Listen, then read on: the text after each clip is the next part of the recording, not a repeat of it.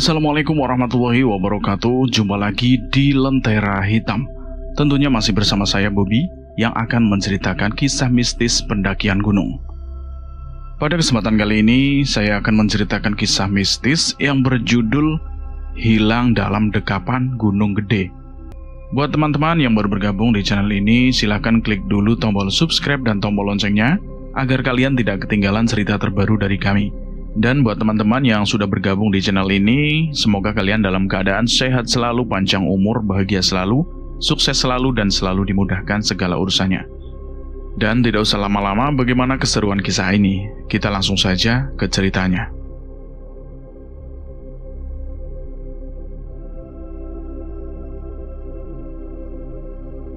Gunung Gede, gunung dengan sejuta keindahan dan gunung dengan sejuta misteri. Impian untuk berpijak di atas Gunung Gede menjadi salah satu impian besar dalam hidupku. Meskipun banyak hal pelik yang kerap kali terdengar dari gagahnya Gunung Gede, namun hal tersebut tidak membuat nyaliku sulut begitu saja. Namaku Randy, pemuda nan gagah berani, tutur ibuku. Saat ini usiaku tepat 23 tahun. Menamatkan pendidikan di jenjang SMA tepat 5 tahun silam. Dan saat ini memilih untuk fokus mengejar karir yang bagiku itu monoton saja. Hidup sebagai pemuda tidak menjadikanku menjadi sosok yang hanya bisa terdiam diri di rumah. Aku lebih suka berinteraksi dengan orang-orang di luar sana. Menurut penuturan banyak orang, aku dikenal sebagai sosok ekstrovert. Aku memiliki beberapa teman dekat, teman yang kutemui di bangku SMA dan menjadi karib hingga saat ini. Fahmi, Leon, Rizka, dan Dara.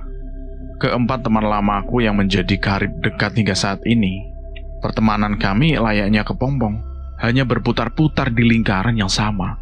Tidak terbang mencari kawan lain layaknya kupu-kupu. Maka tidak heran jika kelompok kami hanya mentok di angka 5 orang saja. Kebetulan kami berlima tinggal di kota yang sama, yaitu kota yang dikenal dengan sebutan Paris Van Java. Sehingga di akhir pekan, kami selalu memiliki agenda untuk berkumpul bersama di tempat kos yang menjadi base camp kami, yaitu kos milikku. Aku memilih untuk kos dibandingkan tinggal di rumah, sebab jarak rumah dengan tempat kerjaku cukup jauh. Aku pulang ke rumah jika memang benar-benar diperlukan. Minggu 9 Oktober tahun 2019. Siang itu aku mengajak semua teman-temanku untuk berkumpul di kosan milikku. Hari ini adalah akhir pekan. Jadwal kami semua berkumpul. Satu persatu dari mereka datang menghampiriku di kos. Dari mulai Leon, Fajri, dan paling akhir adalah 2 Srikandi kelompok kami, yaitu Rizka dan juga Dara. Beruntung di antara kami berlima tidak ada yang terlibat cinta lokasi, sebab jika ada cinta di antara persahabatan kami, tentu akan ada rasa hambar di dalamnya. Meskipun sahabat, juga bisa sekali berujung cinta. Pembahasan kami siang ini cukup seru, bukan lagi membahas guru SMA dulu yang terus menjadi bahan julidan kami. Melainkan, kali ini pembahasan kami itu nampak berbeda, yaitu tentang rencana pendakian yang paling aku impikan. Pendakian ke Gunung Gede, salah satu gunung indah yang ada di wilayah Jawa Barat. Meskipun sedikit angker, namun tidak seangker Gunung Salak. Guys, kita jadi kan ke Gunung Gede? Aku bertanya pada teman-temanku yang lain. Jadi dong, kapan lagi kita bisa naik rame-rame ke sana? Tapi, duo Srikandi itu belum pernah naik gunung loh. Kalau capek gimana? Ucap Rizka dan Dara dengan manjanya. 2 perempuan di kelompok kami ini dikenal dengan 2 Srikandi nan manja sekali. Keduanya sangat suka bercanda dan tidak pernah sekalipun berucap serius. Hal manja pun tak pernah lepas dari keduanya. Terkadang apa yang keduanya ucapkan kerap kali menggelitik kami para kaum Adam. Kami tidak pernah bertengkar selama kami bersahabat sejak SMA hingga saat ini. Tenang saja, kalian kan bisa digendong sama Leon. Oh iya, mau dong. Ucap Rizka dan Dara semakin menjadi-jadi. Aku pun memilih untuk tidak lagi menggubris ucapan keduanya. Aku memilih untuk melanjutkan pembahasan kami mengenai pendakian Gunung Gede yang benar-benar kami nanti-nantikan. Jadi, kapan nih mau naiknya? Ikut semua kan? Ya ikut dong pastilah. Kamu Leon, gimana? Diam aja dari tadi. Leon pun kemudian menjawab ucapanku. Ia lantas menceritakan bahwa dirinya akan berulang tahun 2 hari lagi. Jika kami berencana mendaki ke Gunung Gede, Leon ingin naik besok lusa, supaya dia bisa merayakan ulang tahunnya tersebut di Surya Kencana Gunung Gede. Dia yakin itu akan menjadi pesta ulang tahun yang tidak mungkin bisa dilupakan olehnya di sepanjang hidup. Naik untuk berpesta? Aku kok sedikit ragu loh. Ragu kenapa, Ren? Sebenarnya aku ingin mendaki dengan tujuan ingin memuaskan diri dengan sampai di puncak Gunung Gede. Aku tidak ingin ada maksud lain di dalamnya, terlebih lagi berkaitan dengan hal-hal yang tidak wajar. Berpesta di tempat yang tidak semestinya, bukankah akan menimbulkan malapetaka? Aku pun mencoba untuk menjelaskan kepada Leon alasanku tidak setuju dengan rencana Leon tersebut. Aku kemudian menjelaskan hakikat pendakian kepada Leon, di mana seorang pendaki tidak seharusnya melakukan hal-hal tak wajar yang bisa mengganggu kenyamanan penghuni gunung nantinya. Aku juga menjelaskan kepada Leon dan teman-teman yang lain bahwa berpesta di atas tanah yang tidak bisa dipijaki akan menjadi satu hal yang keliru. Jangankan berpesta, berucap kotor saja tidak boleh. Bahkan perempuan yang sedang haid itu saja tidak dianjurkan untuk naik ke gunung, apalagi naik ke gunung dengan tujuan untuk berpesta. Tentu itu bukanlah hal yang lumrah lah. Tapi ini pendakian pertamaku, Ren. Aku ingin pendakian kali ini benar-benar berkesan. Benar apa yang diucapkan Leon, Ren. Wajar sajalah Leon ingin berpesta di atas sana, karena baru kali ini dia merencanakan untuk naik ke atas gunung. Gak ada salahnya juga kan kalau Leon mau berpesta di sana, Ren. Yang terpenting dia tidak bersikap buruk dan tidak mengumpat saat ada di Gunung Gede itu. Iya, Ren. Aku setuju dengan Dara. Kali ini pendapatku bukanlah pendapat mayoritas, melainkan sudah menjadi pendapat minoritas. Ketiga temanku yang lain mendukung keinginan Leon untuk melakukan pesta di atas sana. Apa boleh buat, aku sudah kalah telak. Dalam hal ini, keempat temanku belum pernah satu kali pun melakukan pendakian. Hanya aku saja yang pernah mendaki. Sehingga hanya aku saja yang cukup paham dengan beberapa aturan tak tertulis yang ada di gunung itu. Aku tidak ingin terlihat paling tahu di antara mereka, namun aku juga tidak bisa membiarkan mereka melakukan kesalahan yang mereka sendiri tidak sadari. Ingin rasanya aku membatalkan rencana pendakian ini. Namun, aku juga tidak bisa membiarkan keempat temanku naik tanpa adanya pendampingan dari orang yang berpengalaman. Alhasil, mau tidak mau aku pun mengikuti keinginan semua teman-temanku untuk naik ke Gunung Gede, meskipun sedikit ragu. Ya udahlah, aku ikut bersama kalian saja. Tapi kalau terjadi hal buruk, jangan salahkan aku ya. Jangan berpikir yang macem-macem gitulah, Ren. Bayangin yang senang-senang aja lah. Iya, Riz, ya. Kami berlima pun mulai melanjutkan perbincangan kami. Kami menyudahi obrolan tentang pendakian ke Gunung Gede dan memilih untuk saling melempar candaan, agar suasana tongkrongan kami itu menjadi lebih hidup dan lebih asik. Berbincang dengan teman-teman lama, yang tentunya frekuensi memang sangat mengasihkan. Terlebih lagi tidak ada rasa canggung ataupun jaim di antara kami berlima, sehingga obrolan kami pun terasa lebih hidup. Tak perlu sungkan saat melempar bayolan dan tidak perlu sungkan ketika ingin meledek satu sama lain. Semuanya mengalir dengan baik, bagaikan air sungai yang sangat menghangatkan. 2 hari lagi aku dan teman-teman akan melakukan pendakian ke Gunung Gede. Selain untuk menikmati puncak gede, kami pun akan menyempatkan berpesta di Surya Kencana untuk merayakan ulang tahun Leon.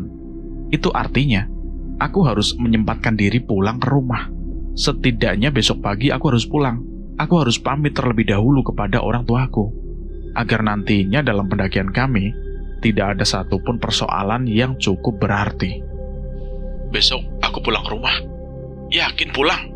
Biasanya pulang kalau ada hajatan doang. Ya kan, kita kan mau naik gunung 2 hari lagi. Masa nggak pamit sama ibu? Duh, iya ya, anak yang baik. Ya iyalah, takut hilang di Gunung Gede. Jadi mending pamit dulu deh. Kalau hilang, Nanti kan bisa pasang brosur, dicari orang hilang. Ucap Dara, sembari kita semua tertawa terbahak-bahak. Lagian mana ada orang yang mau nyulik Randy di Gunung Gede? Mukanya aja serem begini. Kalian ini ya, memang gak ada serius-seriusnya. Mereka memang paling tahu tentangku, tentang aku yang enggan pulang ke rumah jika memang tidak ada untuk urusan penting.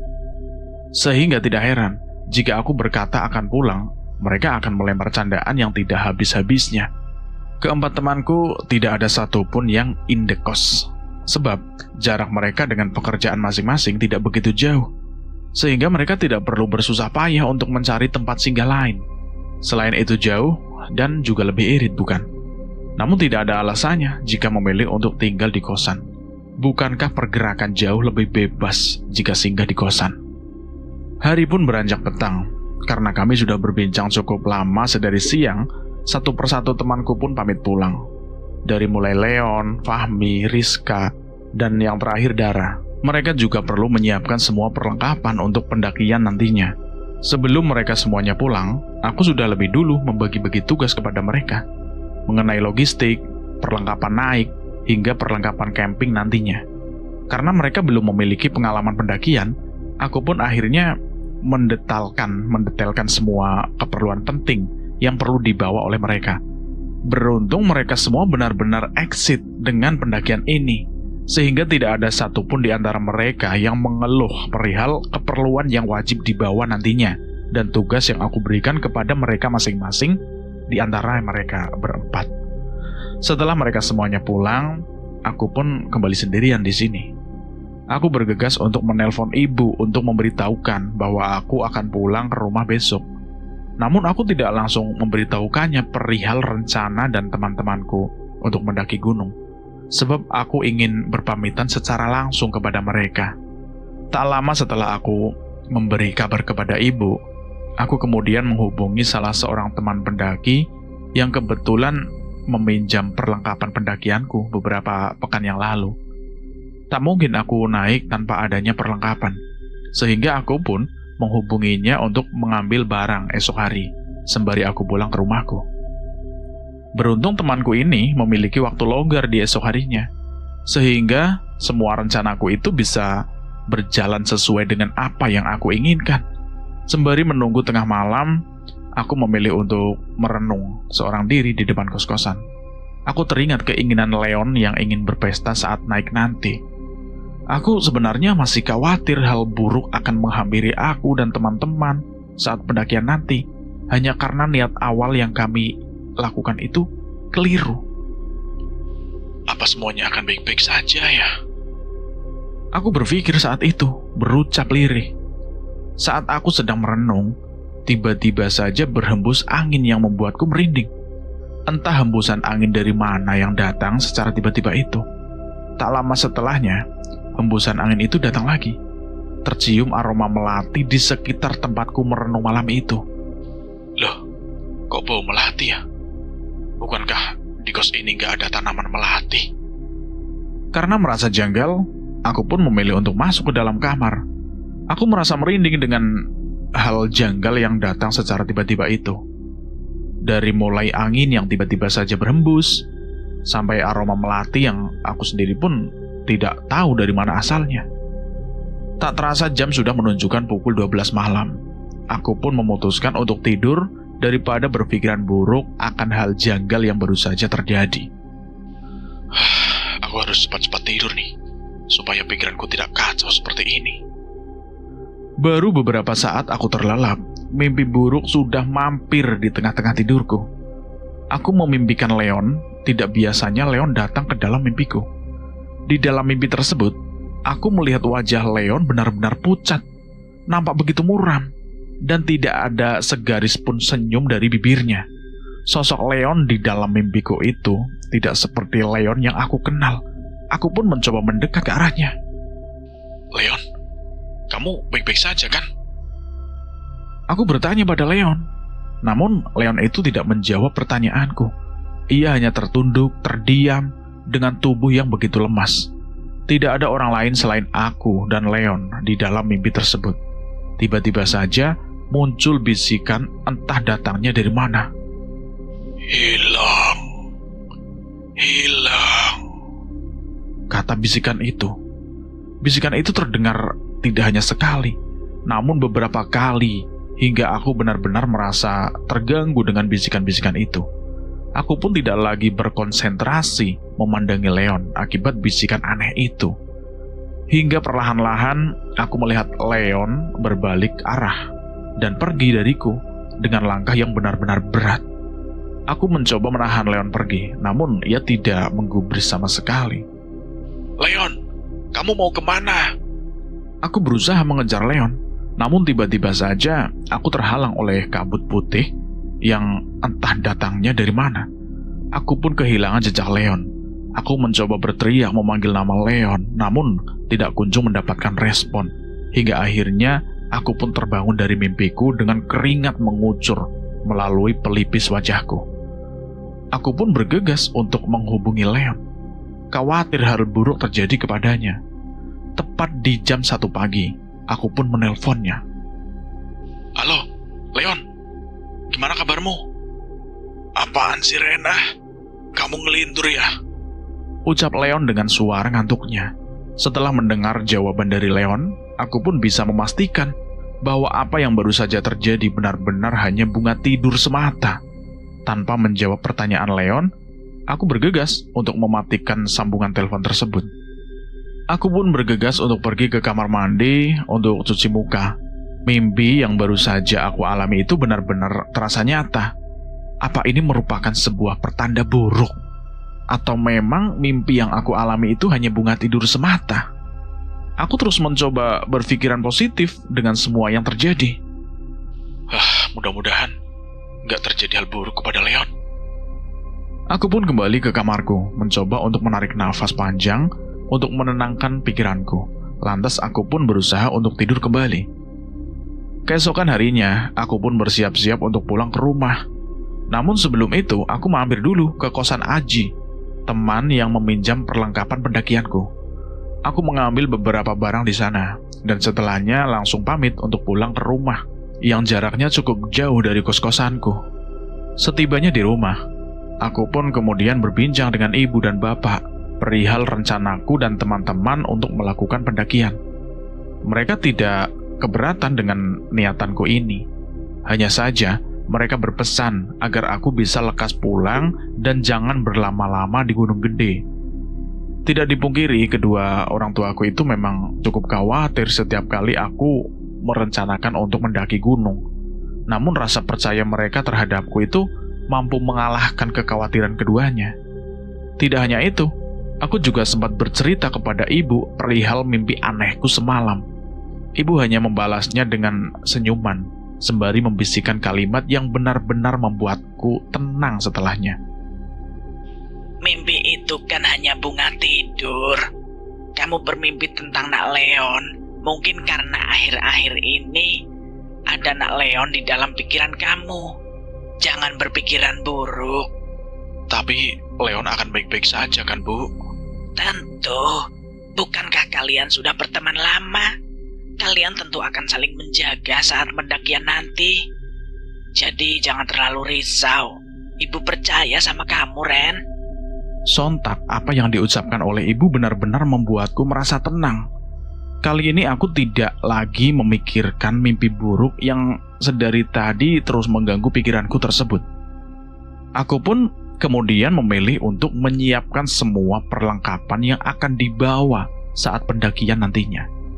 Meskipun waktu pendakian masih 2 hari lagi, aku harus mempersiapkan sedari sekarang agar tidak ada satu barang pun yang tertinggal. Terlebih lagi mendaki Gunung Gede itu menjadi salah satu keinginanku yang terus tertunda. Hari pun berlalu begitu cepat. Hari pendakian pun tiba. Kami semua berencana untuk berkumpul di rumah Leon pukul 7. Menjadi waktu yang dimana kami semua harus sudah sampai di sana, agar perjalanan kami nantinya tidak terhambat dan tidak banyak waktu yang terbuang begitu saja. Kami berencana untuk pergi ke base camp pendakian Gunung Gede dengan menggunakan mobil Leon. Di antara kami berlima, Leonlah yang paling tajir. Keluarganya cukup berduit, karena ayah Leon itu bekerja sebagai pelaut di salah satu kapal besar. Aku sendiri pun tidak begitu tahu perihal hal itu. Yang aku tahu Leon itu kaya, itu saja. Aku berangkat dari rumah tepat di jam 6 pagi. Aku terlebih dahulu berpamitan kepada ibu dan bapak sebelum berangkat. Aku berangkat menggunakan Vespa, pemberian dari bapakku beberapa tahun silam. Vespa klasik yang menjadikan hidupku terasa lebih unik. Vespa yang sudah menjadi teman perjalananku sedari lama hingga saat ini. Aku paling awal sampai di rumah Leon itu. Saat teman yang lain belum sampai, Leon menanyakan perihal telepon yang terkesan mendadak dan membuatnya kebingungan 2 hari yang lalu. Ren, 2 hari yang lalu, kamu telepon malam-malam, ada apa emangnya? Ngelantur ya kamu? Bukan apa-apa kok. Yakin, cerita saja. Pasti ada sesuatu ya. Aku pun kemudian menceritakan perihal mimpi burukku malam itu, tentang Leon yang dalam kondisi tidak baik-baik saja. Tiba-tiba mendengar bisikan aneh, dan Leon menghilang dalam bayangan kabut, hingga hal tersebut membuatku benar-benar terpukul. Setelah aku menceritakan semuanya kepada Leon, ia hanya bisa tertawa. Entah apa yang ada di dalam pikiran Leon. Ia seakan-akan tidak menganggap serius mimpiku itu. Itu hanya bunga tidur, Ren. Jangan anggap serius. Sampai-sampai nelpon segala tengah malam. Ya, kaget saja, bro. Soalnya aku gak pernah sekalipun mimpi tentang kamu. Santai sajalah, Ren. Perbincangan perihal mimpi aneh itu pun selesai. Leon tidak begitu memusingkan maksud dari mimpiku itu. Aku pun berusaha untuk tidak lagi memikirkan mimpi aneh tersebut. Bunga tidur tetaplah bunga tidur. Satu persatu temanku pun tiba, dimulai dengan Fahmi dan diakhiri dengan 2 Sri Kandi yang selalu datang paling akhir. Carrier yang kami bawa pun langsung kami kemas dan kami masukkan ke dalam bagasi mobil Leon. Beruntung mobil Leon itu besar, sehingga semua barang-barang kami yang seabrak itu bisa masuk semua.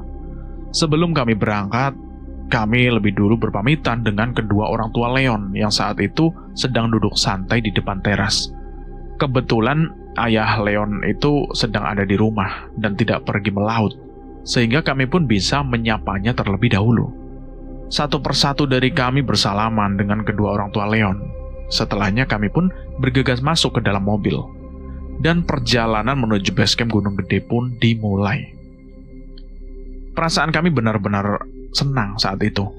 Akhirnya pendakian yang benar-benar kami nantikan akhirnya bisa terlaksanakan hari ini. Kami sangat menikmati perjalanan ini. Pohon-pohon berjejer rapi di tepi jalan, banyak pula kendaraan yang berlalu lalang. Kami saling berbincang dan saling melempar candaan satu sama lain. Saat kami melewati sebuah jalanan diapit oleh hutan lebar di kanan dan kirinya. Tiba-tiba saja mendung tiba. Padahal sebelumnya hari itu benar-benar cerah. Loh, kok tiba-tiba mendung ya? Sepertinya hujan mau turun, Ren. Kalau benar-benar hujan, kita mau langsung naik atau nunggu hujan reda? Yang pasti kita tidak mungkin naik lah dengan kondisi hujan. Pasti akan sangat menyulitkan. Semoga saja hanya mendung. Iya, Ra. Semoga saja hanya mendung ya. Padahal sebelum kami berangkat, kami sudah terlebih dahulu melihat perkiraan cuaca hari ini. Dan berdasarkan informasi hari ini tidak akan ada hujan turun. Bahkan mendung pun tidak. Namun sepertinya perkiraan itu hanya sebatas angan belaka. Saat Leon sedang menyetir mobil, tiba-tiba saja ia menggeram mendadak. Sontak hal tersebut membuat kami semua kaget. Leon, kenapa? Kenapa? Itu, Ren, aku seperti menabrak sesuatu. Ayo cek dulu, cek yuk. Aku dan Leon yang berada di kursi depan langsung bergegas untuk turun mengecek apa yang ditabrak oleh mobil Leon. Setelah kami mengeceknya, kami melihat ada bercak darah di ban mobil Leon. Ada darah. Setelah kami melihat dengan teliti, ternyata ada kucing hitam yang terlindas ban mobil Leon. Darahnya cukup banyak, dan kucing hitam itu sepertinya sudah tidak lagi bernyawa. Leon baru saja menabrak kucing hitam. Kucing itu tewas. Nabrak apa, Ren? Itu, Mi, kucing hitam. Bukannya memindahkan kucing itu dan menguburnya, Leon malah memilih untuk beranjak dan kembali masuk ke dalam mobil. Sontak hal tersebut membuatku benar-benar bingung. Apa ia tidak tahu etika yang seharusnya dilakukan jika seseorang menabrak kucing? Terlebih lagi, ini kucing hitam loh. Aku pun menghampiri Leon. Leon, kok malah masuk? Kita harus kubur dulu kucing hitam itu. Sudahlah, lagian kucingnya juga udah mati kok. Kita harus segera sampai. Jangan sampai hujan turun terlebih dahulu. Tapi kucing itu gimana, Leon? Seharusnya kita menguburnya. Kubur atau tidak dikubur kucing itu tetap mati, Ren. Ya, tapi kalau tidak diperlakukan secara layak, kita semua bisa celaka, Yon. Kamu masih percaya saja sama tahayul? Aku benar-benar kesal dengan sikap yang ditunjukkan oleh Leon. Ia benar-benar tidak mengindahkan apa yang aku ucapkan. Ia seolah-olah tidak percaya dengan apa yang aku bicarakan. Selain itu, teman-teman yang lain pun hanya terdiam, bukan malah memberikan pengertian kepada Leon agar ia bisa paham dan bisa melakukan apa yang seharusnya dilakukan. Mau lanjut nggak? Karena tidak ingin memperpanjang masalah dan memperdebatkan hal yang aku sendiri sudah tahu hasilnya, aku pun akhirnya memilih untuk masuk ke dalam mobil dan bergegas untuk kembali melanjutkan perjalanan. Sementara kucing hitam itu benar-benar tidak terurus, padahal ia mati dalam keadaan yang cukup mengenaskan. Rasanya hatiku benar-benar teriris. Saat aku tidak mampu berbuat banyak untuk kucing hitam itu, aku pun terdiam sepanjang jalan. Kucing hitam, banyak sekali hal buruk yang akan terjadi jika kita sebagai manusia abai terhadapnya. Nabi saja sangat memuliakan kucing, sebab kucing merupakan hewan yang disayangnya. Dan seharusnya manusia biasa pun bisa memuliakan kucing sama halnya dengan yang dilakukan oleh Nabi. Namun nyatanya, aku dan teman-teman yang lain justru abai, membiarkan kucing hitam itu tewas, bahkan kami tidak sempat untuk menguburnya. Melihat aku yang sedari tadi diam, Leon pun berusaha untuk mengajakku berbincang, setidaknya untuk mengembalikan situasi menjadi seperti semula. Udahlah, Ren, jangan terlalu dianggap serius. Oke, aku minta maaf karena aku abai. Tapi apa yang aku lakukan itu benar-benar demi kita semua kok. Supaya kita bisa segera sampai di tempat tujuan kita, bukan malah mengurusi hal-hal yang tidak perlu itu. Iya, Yon, iya. Kami pun terus melanjutkan perjalanan menuju base camp Gunung Gede. Tak butuh waktu lama, tepat di jam 11 siang, kami sudah sampai di situ. Leon pun bergegas untuk memarkirkan kendaraannya di dekat warung tak jauh dari base camp. Kita makan siang dulu ya, sembari istirahat. Lapar nih gue. Iya, boleh. Ayo. Kami tidak langsung menurunkan barang-barang kami yang ada di dalam mobil Leon, melainkan kami lebih memilih untuk singgah dulu ke warung. Lapar benar-benar sudah tidak mampu kami tahankan lagi. Sembari memesan makanan, bapak pemilik warung pun mengajak kami berbincang, seraya mencairkan suasana yang kala itu sedang panas-panasnya. Aku dan teman-teman pun sempat keheranan, sebab saat kami di jalan tadi, cuaca itu benar-benar mendung seperti akan turun hujan besar. Namun anehnya, ketika kami sampai di base camp, cuaca itu benar-benar terik, bahkan tidak ada langit mendung sedikit pun. Panas banget ya, Mang. Iya, dari tadi itu panas terik. Padahal saat kami di jalan, langitnya benar-benar mendung, Mang. Namun anehnya, saat kami sampai di base camp, justru langit berubah sangat terik seperti ini. Masa iya, A? Iya, Mang, bener kok. Jangan-jangan kenapa, Mang? Kalian hati-hati saja. Nanti kalau mau mendaki ya. Aman kan, Mang? Aman. Rasanya ada yang janggal dengan sikap yang ditunjukkan oleh bapak pemilik warung. Terlebih lagi setelah kami menceritakan perihal cuaca yang tidak sama. Bukankah itu hal yang biasa? Apa memang ada sesuatu di balik itu semua? Aku mencoba untuk tetap berpikiran positif. Setelah kami menghabiskan makanan yang telah dihidangkan, kami pun bergegas untuk kembali ke mobil, mengambil barang-barang yang akan kami bawa naik, dan Leon memarkirkan mobilnya di tempat yang seharusnya. Kami pun kemudian bergegas menuju base camp untuk mendaftarkan diri kami di pos pendaftaran. Tak butuh waktu lama, kami pun memulai pendakian tepat di jam 2 siang.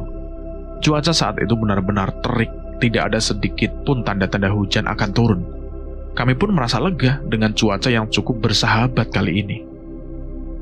Beruntung, langit kali ini benar-benar cerah. Jadi kita semua akan aman saat pendakian. Aku sudah tidak sabar deh untuk sampai ke Surya Kencana. Kita akan berpesta. Tapi aku lupa gak bawa kado buat Leon. Sama Riz, aku juga benar-benar lupa. Udah santai aja, kayak bocah aja kado-kadoan. Yang terpenting, kita semua have fun.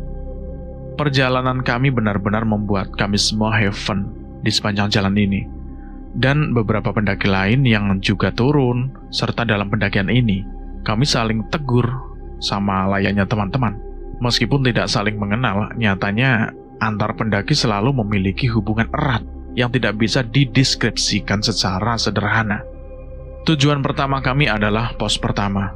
Kami harus menempuh perjalanan menuju pos pertama kurang lebih 1-2 jam perjalanan.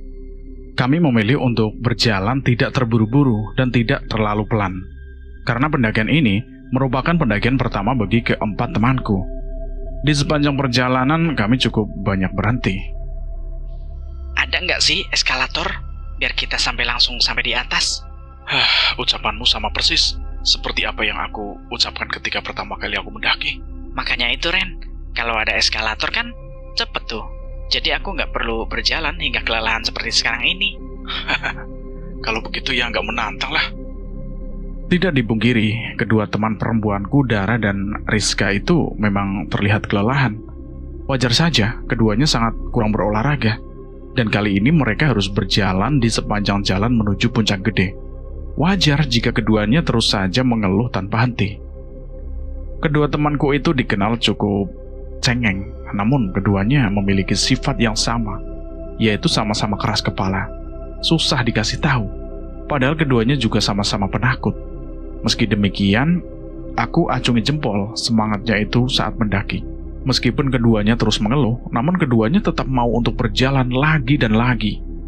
Sementara itu, Fahmi, teman sebangku saat aku SMA itu, dia juga sebetulnya anak yang penakut sama seperti Dara dan juga Rizka. Namun dia tidak pernah menunjukkan rasa takutnya di hadapan cewek-cewek itu. Gengsi mungkin ya. Meskipun Fahmi sangat gemar berolahraga, dia belum pernah sekalipun melakukan pendakian. Dia lebih suka ke pantai, namun kali ini dia benar-benar merasa tertantang untuk mendaki. Terlebih lagi, mendaki bareng seperti yang kami lakukan saat ini. Leon, si paling tajir di antara kami berlima itu, dia cukup royal. Dia tidak pernah perhitungan dengan teman-temannya. Dia bahkan sangat sering mentraktir kami, terlebih lagi saat ayahnya pulang dari melaut. Namun karakternya cukup berani untuk melakukan hal-hal yang di luar nalar, terlebih ke arah sombral anaknya. Perjalanan menuju pos 1 masih sangat ringan. Jalur yang kami lalui masih sangat landai. Banyak perkebunan yang kami lintasi, sehingga kami pun mendaki sembari cuci mata. Tak jarang kami bertemu dengan beberapa warga sekitar yang baru selesai berkebun. Kami tak lupa untuk menyapa mereka satu persatu sebagai tanda hormat kami kepada penduduk lokal. Kami berencana untuk mengecamp saat kami tiba di Surya Kencana, selain untuk menikmati keindahan alam di Surya Kencana. Kami pun sekaligus berencana untuk merayakan ulang tahun Leon di sana, dengan membuat api unggun dan bakar-bakar sederhana. Kami sudah membawa jagung dan beberapa daging yang akan menyempurnakan malam kami di Surya Kencana nantinya. Jalur pendakian yang kami pilih adalah jalur pendakian Via Putri.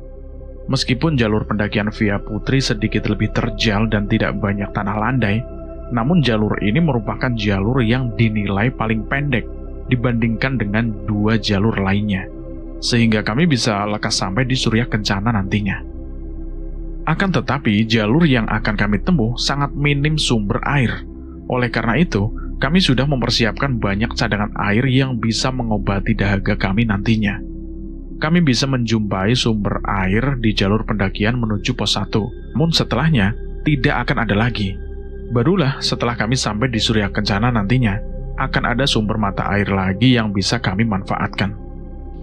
Masih berapa lama lagi, Ren? Kita sampai di pos 1? Masih ada 1 jam lagi lah. Lagian kita kan baru jalan setengah jam lalu. Duh, masih jauh banget ya. Gimana mau cepet sampai? Kalau baru setengah jam perjalanan, kita sudah berhenti sampai 3 kali. Maklumlah, Ren. Kita kan pemula. Beda denganmu. Perbanyak gerak, sedikitkan ucap. Nanti kalian gak akan mudah lelah. Iya, ya. Akan kita coba deh.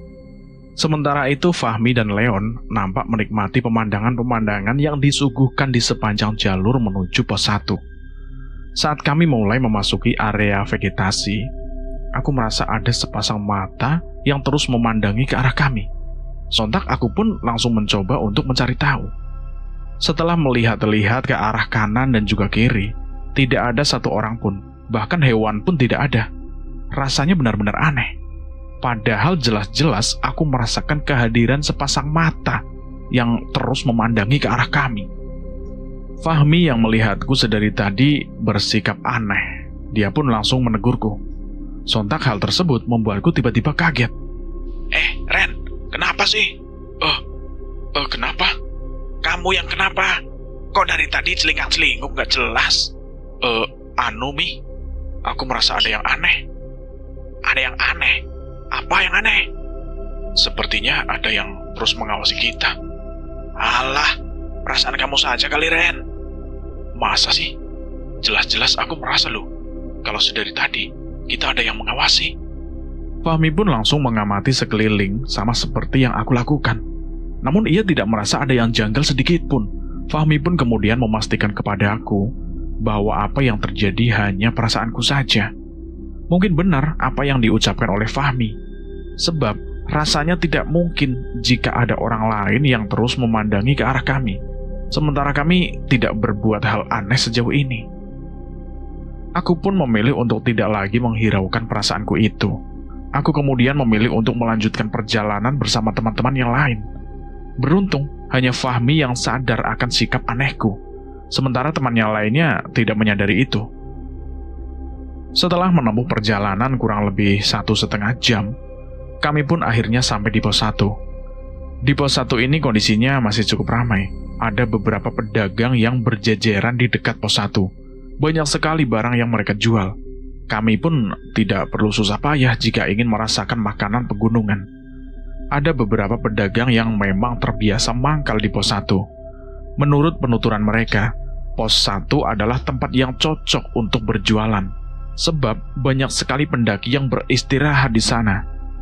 Kondisi di pos 1 memang sangat nyaman untuk dijadikan tempat beristirahat sementara. Kami pun memilih untuk beristirahat. Ada beberapa pendaki lain yang sama seperti kami, memilih untuk beristirahat dan memilih untuk melanjutkan perjalanan setelahnya. Kita lanjut yuk. Kok sebentar banget sih istirahatnya? Kita udah dari tadi loh, Dar. Ya udah, ayo. Kami pun kemudian bergegas untuk melanjutkan perjalanan menuju pos selanjutnya. Rasanya lelah belum begitu aku rasakan. Namun hal tersebut ternyata berbeda dengan teman-temanku yang terlihat sudah mulai lesu. Karena teman-temanku tidak begitu tahu perihal pos yang harus dilewati dan jalur yang harus dipijaki. Mereka pun terus bertanya kepadaku, yang cukup tahu perihal jalur pendakian di Gunung Gede. Terlebih lagi aku memegang peta pendakian Gunung Gede itu. Surya Kencana tuh masih jauh ya, Ren? Ya masih jauh banget lah. Kita harus melewati beberapa pos lagi, baru bisa sampai di Surya Kencana.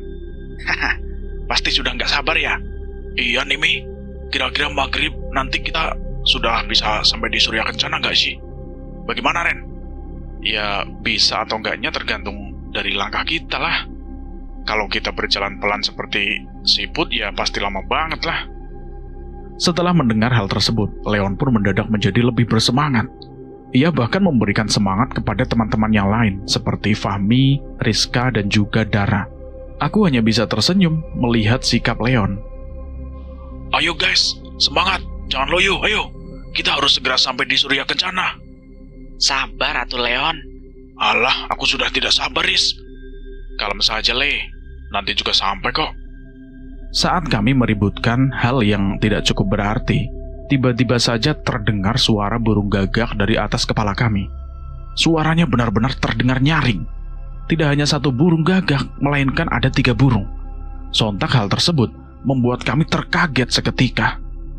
Aku kemudian mencoba melihat ke arah atas, dan benar saja, aku melihat 3 burung gagak itu sedang terbang memutari tempat di mana Leon berdiri saat ini. Teman-teman yang lain pun ikut memandangi ke arah atas, dan mereka melihat apa yang baru saja aku lihat. Leon pun nampak merinding setelahnya. Kok burung itu terus terbang di atas kepala aku ya? Mungkin itu hanya kebetulan saja, Leon. Jangan dianggap serius. Aku mencoba untuk menenangkan Leon, meskipun aku sendiri tahu jika burung gagak selalu datang memberikan pertanda yang tidak baik dan erat kaitannya dengan kematian. Namun aku tidak ingin berpikiran buruk. Mungkin burung-burung itu memang tidak sengaja berputar-putar di atas kepala Leon dan tidak ada maksud lain. Teman-teman yang lain pun mencoba untuk berkata sama seperti apa yang aku ucapkan. Kami tidak mau membuat Leon takut, terlebih lagi khawatir. Sebab tidak selamanya burung gagak datang membawa petaka buruk. Mungkin saja di sini memang habitat mereka. Mereka terbiasa terbang mengelilingi para pendaki yang datang silih berganti. Tak lama setelahnya, gerimis pun tiba-tiba datang. Sontak hal tersebut pun berhasil menepiskan konsentrasi kami yang semua berfokus pada burung gagak, kini lebih berfokus dengan gerimis yang tiba-tiba datang. Kita harus berteduh dulu. Baru gerimis kecil, Ren. Lebih baik kita lanjut jalan saja. Nanti semisal hujan lebat, baru kita berteduh lah, mendirikan tenda, dan kita berteduh di sana. Bukankah kita ingin segera sampai di Surya Kencana? Semua teman-temanku pun setuju dengan apa yang diucapkan oleh Fahmi. Alhasil, kami pun lebih memilih untuk mempercepat langkah kaki kami agar kami bisa sesegera mungkin sampai di tempat yang menjadi tujuan utama kami, yaitu Surya Kencana.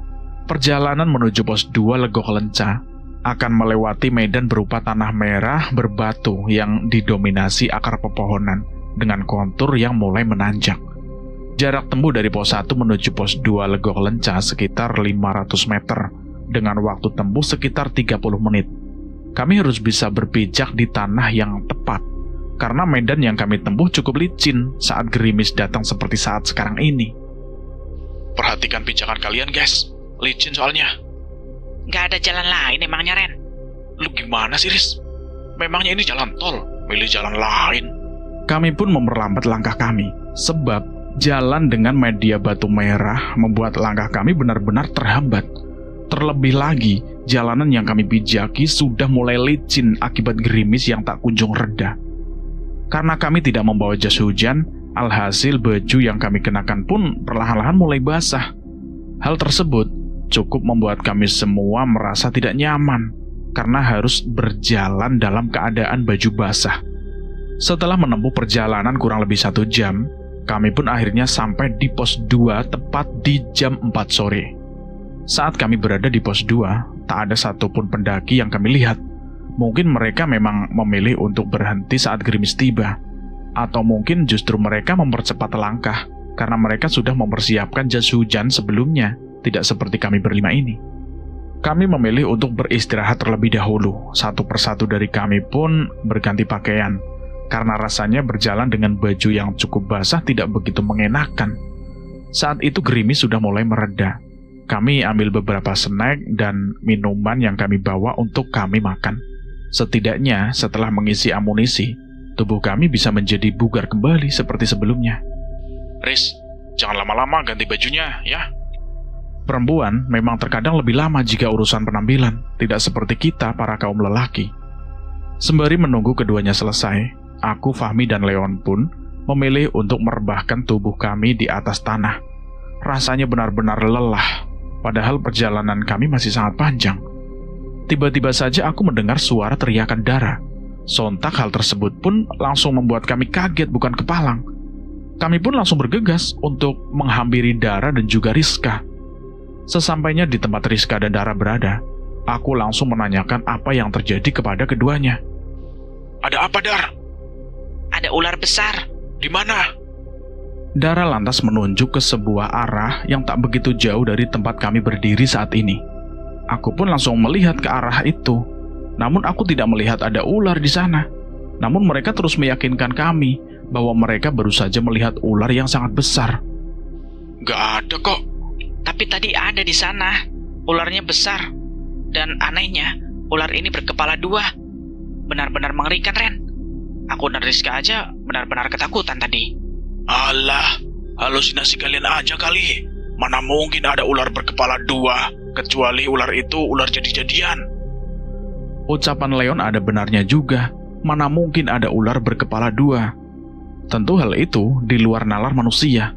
Kalaupun ada, tentu keberadaan ular itu sudah dikaitkan dengan hal-hal mistis yang ada. Namun jika dilihat dari raut wajah Dara dan Rizka, dia benar-benar kelihatan seperti ketakutan. Mereka tidak mungkin mengarang cerita begitu saja. Meskipun keduanya terkenal dengan kerempongannya, namun mereka tidak pernah asal bicara. Aku pun kemudian mencoba untuk menenangkan keduanya dan berusaha untuk meyakinkan mereka bahwa apa yang mereka lihat bukanlah suatu hal yang buruk. Mungkin itu hanya sekedar kebetulan saja. Sudah, lebih baik kita kembali melanjutkan perjalanan saja. Anggap saja apa yang kalian lihat tadi hanyalah ular biasa. Tidak ada kaitannya dengan hal-hal janggal, apalagi hal-hal mistis. Ayo, kita lanjutkan perjalanan saja. Tapi Ren, udah percaya saja sama aku. Tidak ada hal buruk yang terjadi pasca melihat ular itu. Ayo. Keduanya pun akhirnya mau mengikuti semua ucapanku, meskipun tak dipungkiri keduanya masih sangat ketakutan.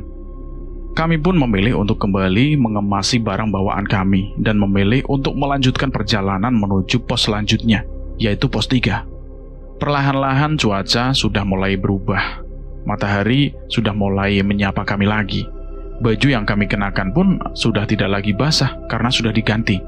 Kami pun mulai berjalan dengan nyaman. Aku melihat Dara dan Rizka masih dalam kondisi yang tidak baik-baik saja. Rasa takut masih tergambar jelas di raut wajah keduanya. Fahmi pun mencoba untuk menghibur mereka dengan melemparkan candaan dan bayolan yang kemudian berhasil membuat keduanya kembali tersenyum lebar. Jika aku di posisi mereka, juga mungkin aku merasakan ketakutan yang sama. Bagaimana tidak? Bertemu dengan ular saja aku sudah cukup takut.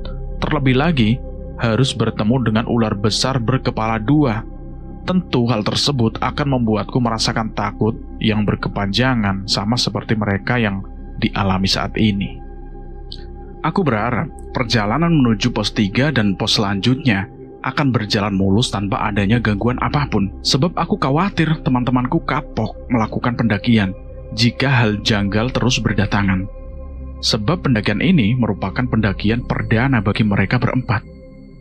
Menuju ke pos 3 yaitu pos Buntut Lutung, medan yang dilalui hampir sama seperti ketika perjalanan menuju pos 2, yaitu berupa tanah di antara akar pepohonan dengan kontur menanjak.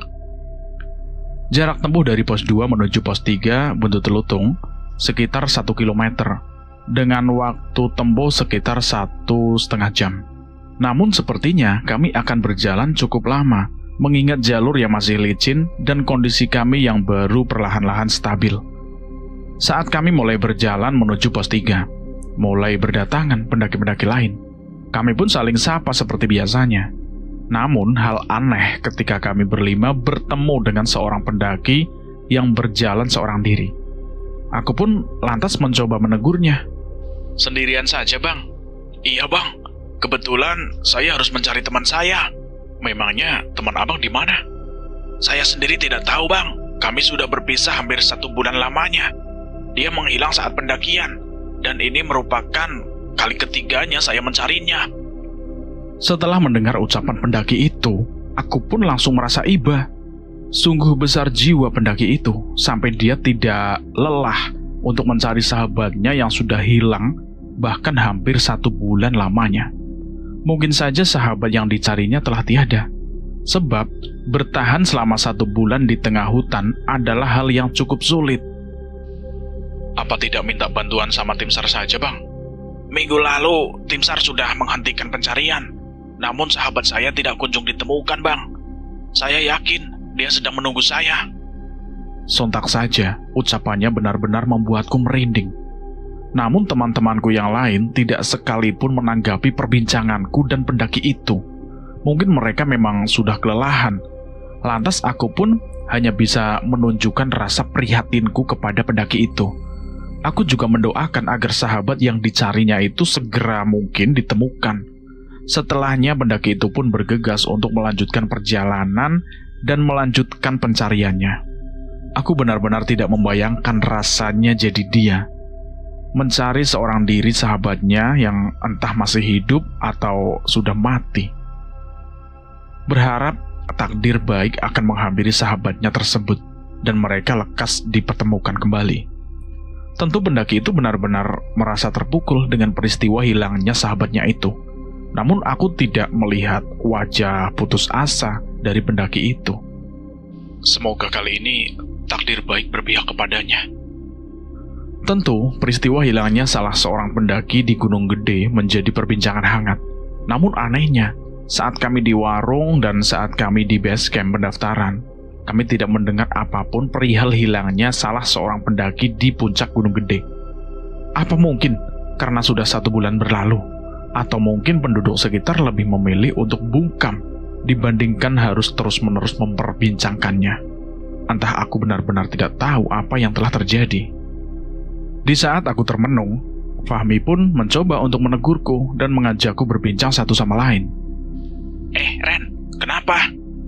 Kasihan deh pendaki yang tadi. Kenapa emangnya? Sahabatnya hilang di Gunung Gede 1 bulan yang lalu, tapi sampai saat ini belum kunjung ditemukan. Entah sahabatnya itu masih ada atau telah tiada. Aku hanya bisa mendoakan dari jauh. Aku benar-benar merasa iba sama dia. Memang pendaki bisa hilang begitu saja di gunung, Ren? Lantas, aku pun menjelaskan padanya bahwa semua hal bisa saja terjadi di gunung. Dari mulai hilang, terjatuh, bahkan sampai tersesat sekalipun. Maka dari itu, penting bagi seorang pendaki itu membawa perlengkapan keselamatan. Penting juga untuk menjaga sikap dan ucapan saat melakukan pendakian. Sebab kita tidak pernah tahu takdir mana yang akan datang menghampiri kita. Apakah takdir baik atau justru takdir buruk? Setelahnya Fahmi pun merasa bahwa melakukan pendakian nyatanya tidak semudah yang dibayangkan. Sebab ada tanggung jawab besar yang tentunya tidak bisa disepelekan begitu saja. Fahmi pun berubah menjadi sosok yang jauh lebih bijak dibandingkan dengan sebelumnya. Kami pun akhirnya sampai di pos 3. Karena kami sudah terlalu sering berhenti untuk beristirahat, akhirnya kali ini kami pun memilih untuk melanjutkan perjalanan menuju pos 4. Kami tidak berhenti timbang sebentar. Kami mengejar waktu agar saat maghrib, kami sudah sampai di Surya Kencana, tempat yang selalu dieluk-elukan oleh Leon. Perjalanan dari pos 3 menuju pos 4 dan kemudian melanjutkan dengan perjalanan menuju Surya Kencana. Semuanya berjalan sangat baik, tidak ada kejanggalan apapun yang terjadi. Tidak seperti saat kami berjalan di pos-pos sebelumnya. Kami pun akhirnya sampai di Surya Kencana tepat pada pukul 7 malam. Akhirnya kita sampai juga di Surya Kencana. Kita akan berpesta, teman-teman. Kita harus bangun tenda terlebih dahulu. Setelahnya kami pun bergegas untuk membangun 2 tenda. 1 tenda untuk laki-laki dan 1 tenda lagi untuk perempuan. Karena teman-temanku belum memiliki pengalaman untuk mendirikan tenda, aku pun terus berusaha untuk mengarahkan mereka. Berhubung mereka semua mau mengikuti arahanku satu persatu. Meskipun butuh waktu yang tidak sebentar, kami semua sangat bersemangat. Setelah saling bahu-membahu untuk membangun tenda, akhirnya 2 tenda pun berhasil kami dirikan dengan sangat kokoh. Kami pun beristirahat setelahnya, sebab kami benar-benar lelah. Di sisi lain, Leon pun mulai mengumpulkan beberapa ranting-ranting pohon untuk dibuat api unggun. Sementara untuk Dara dan Rizka, keduanya mulai menyiapkan bahan-bahan dan perlengkapan untuk kami memulai bakar-bakaran di malam yang sudah semakin gelap ini. Sementara aku dan Fahmi memilih untuk duduk santai terlebih dahulu, karena kami berdualah yang cukup lelah saat membangun tenda. Tak lupa kami menjeruput kopi hitam yang sudah lebih dahulu kami buat. Leon pun mulai membuat api unggun tepat di depan tenda kami. Dia nampak benar-benar sumringah. Wajar sajalah. Malam ini merupakan malam yang penting baginya. Tepat di malam ini, usianya bertambah 1 tahun. Tentu ini menjadi momen yang cukup membahagiakan di dalam hidupnya. Terlebih lagi, dia bisa merayakan di Surya Kencana, tempat yang benar-benar ia inginkan. Pesta malam itu pun dimulai. Kami semua saling bersukacita merayakan pergantian umur Leon. Kami pun semangat, sempat menyanyikan lagu ulang tahun untuk si Leon, meskipun tidak ada kado spesial yang kami bawa untuk Leon. Dan hal tersebut tidak begitu dipermasalahkan oleh Leon. Ia masih terlihat begitu senang. Ayo, ucapkan keinginan kamu. Aku ingin bisa merayakan ulang tahunku setiap tahun di Surya Kencana. Agak berat ya? Ya iyalah, namanya juga keinginan. Setelahnya kami pun menyantap hidangan yang sudah kami bakar sebelumnya. Ada jagung dan beberapa makanan beku seperti sosis dan kawan-kawannya. Malam itu benar-benar menjadi malam yang sangat menghangatkan bagi kami semua. Waktu pun semakin larut. Rasa ngantuk pun mulai menyerang kami semua. Dara dan Rizky pun izin untuk tidur duluan di dalam tenda mereka. Sementara aku, Fahmi, dan Leon masih terjaga di depan api unggun. Tiba-tiba saja Leon mengeluarkan minuman keras berupa vodka di hadapanku dan Fahmi. Kita akan lanjut pesta malam ini. Loh, Leon, kamu bawa miras? Iya dong, Ren. Pesta tanpa adanya miras itu rasanya hambar, bukan? Iya, Le, aku setuju. Bukankah ini tindakan yang tidak pantas? Kita lagi di gunung loh. Jangan sampai kita mengotori tanah yang saat ini kita pijaki. Santai aja tuh, Ren. Lagian ini kan cuma 1 botol. Gak mungkin lah bikin mabok juga kalau diminum kita bertiga. Iya, benar kata Leon. Jarang-jarang kan kita minum di sini, Ren. Aduh, kalian ini kayaknya udah agak-agak deh. Santai aja, Ren, santai, tenang. Aku pun akhirnya memilih untuk mundur. Aku lebih baik mundur lebih awal dibandingkan harus berpesta miras bersama mereka. Aku tetap ingin menjaga sikap di Gunung Gede ini. Aku tidak ingin kejadian buruk mampir dalam rombonganku. Aku tidur aja lah. Yakin kamu gak mau gabung? Gak nyesel? Enggak, aku hanya ingin jaga sikap. Ya udah, aku bisa bersenang-senang bareng Fahmi. Betul kan, Mi? Betul dong. Tenang aja, aku bakal temani pesta kamu malam ini. Aku kemudian bergegas untuk pergi menuju tenda. Meskipun rasa ngantuk sudah menghampiriku, namun rasanya perasaanku itu tidak tenang karena aku harus memikirkan kedua temanku yang sedang berpesta miras. Aku khawatir hal buruk menimpa keduanya, sebab kita tidak pernah tahu takdir apa yang akan datang menghampiri hidup kita. Aku harus mengawasi mereka dari jauh. Aku pun memilih untuk berjaga dari balik tenda. Aku terus memandang ke arah keduanya yang sedang asik berpesta. Keduanya seakan-akan larut dan tenggelam dalam kehangatan miras yang mereka tenggak itu. Di antara keduanya, Leonlah yang paling banyak menenggak miras itu. Sementara Fahmi terlihat lebih santai dan tidak terlalu banyak minum. Tak lama kemudian, Leon mengeluarkan hal baru lagi dari ranselnya. Dan ternyata, benda yang ia keluarkan adalah ganja. Rasanya aku ingin mengobrak-abrik keduanya detik itu juga. Berpesta miras saja sudah menjadi hal yang keliru, tapi sekarang keduanya malah berpesta ganja. Kalau nyatanya alam murka, gimana? Aku berucap dalam hati seperti itu. Rasanya aku benar-benar sudah tidak sanggup melihat keduanya melakukan hal yang salah. Berpesta miras hingga berpesta ganja. Meskipun ganja yang dibawa Leon itu tidak begitu banyak, namun itu tetap saja salah dan pasti akan mengakibatkan keduanya teler hingga tidak sadarkan diri. Aku benar-benar bingung apa yang harus aku lakukan. Di satu sisi, jika aku memilih untuk tetap diam di dalam tenda, keduanya akan bertindak lebih jauh lagi. Namun di sisi lain, jika aku datang menghampiri mereka, tentu mereka tidak akan mau mendengarkan apa yang aku ucapkan. Aku benar-benar bimbang di sini. 3 batang ganja yang dikeluarkan oleh Leon menambah list kesalahan yang diperbuat oleh keduanya. Setelah berpesta miras hingga menghabiskan 1 botol penuh, kini keduanya memilih untuk menikmati ganja yang dibawa oleh Leon. Karena Fahmi tidak begitu menyukai ganja, Ia pun hanya memakan setengah batang saja, selebihnya dihabiskan oleh Leon. Karena Leon terlalu banyak minum dan sudah mengonsumsi lebih dari 2 batang ganja, ia pun akhirnya teler, hingga membuat berhalusinasi hebat. Hal tersebut sontak membuat Fahmi kebingungan karena sikap yang ditunjukkan oleh Leon saat ia berhalusinasi. Karena aku tidak mampu lagi untuk melihat hal buruk yang terus mereka lakukan, alhasil aku pun memilih untuk tidur terlelap di dalam tenda dan berusaha untuk mengabaikan apa yang dilakukan oleh Fahmi dan juga Leon. Saat aku terlelap kala itu, Fahmi sempat bercerita bahwa ketika itu Leon sudah mulai berhalusinasi hebat. Ia terus memandangi ke arah kegelapan sembari tertawa cekikikan, layaknya orang yang tidak waras. Aku hanya bisa melihat dari kejauhan. Di mata Leon, ia melihat banyak sekali pocong yang terus mengawasi keduanya. Namun, Leon itu justru menjadikan apa yang dilihatnya itu sebagai candaan. Aku mengetahui hal itu dari apa yang diucapkan oleh Leon.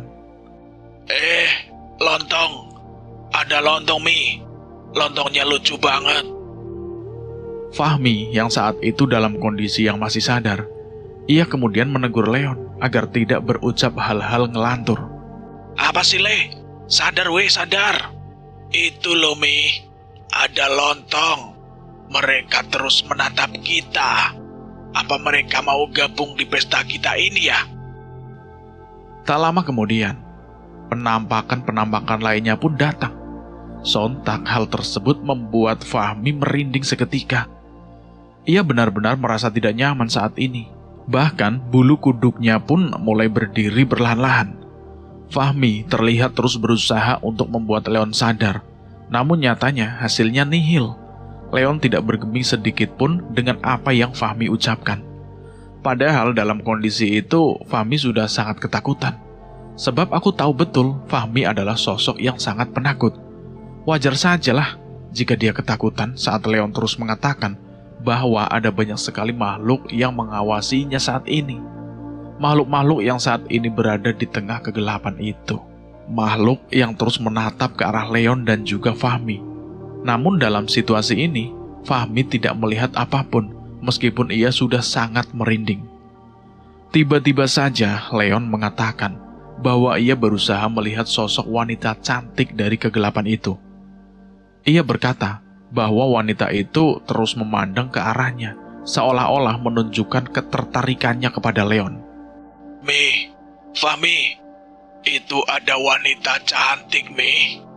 Dia benar-benar cantik. Dia terus melambaikan tangannya padaku. Sepertinya ia memintaku untuk datang, Mi. Jangan, Le, jangan. Itu hanya halusinasimu saja. Itu bukan wanita cantik. Itu hanya halusinasi. Bukan, Mi. Itu benar-benar wanita cantik. Bahkan sangat-sangat cantik. Aku harus datang ke sana, Mi. Le, jangan, Le. Jangan. Leon pun terdiam seketika. Ia terlihat mau mendengarkan ucapan Fahmi. Ia kemudian memilih untuk duduk lagi bersama Fahmi di depan api unggun. Fahmi terus memberikan nasihat baik kepada Leon agar ia tidak dengan mudah mengikuti hal-hal yang menjadi halusinasinya. Leon pun terlihat memahami apa yang diucapkan oleh Fahmi. Ia terus menganggukkan kepalanya saat Fahmi menasehatinya. Tiba-tiba saja, Leon berkata bahwa ia sangat ingin buang air kecil. Fahmi tidak menaruh curiga sedikit pun, sebab Leon mulai menunjukkan sikap bahwa halusinasinya itu perlahan-lahan mulai mereda.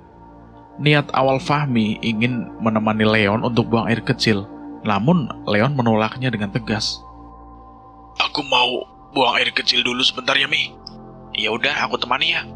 Gak perlu, aku bisa sendiri. Ya udah, tapi jangan lama-lama.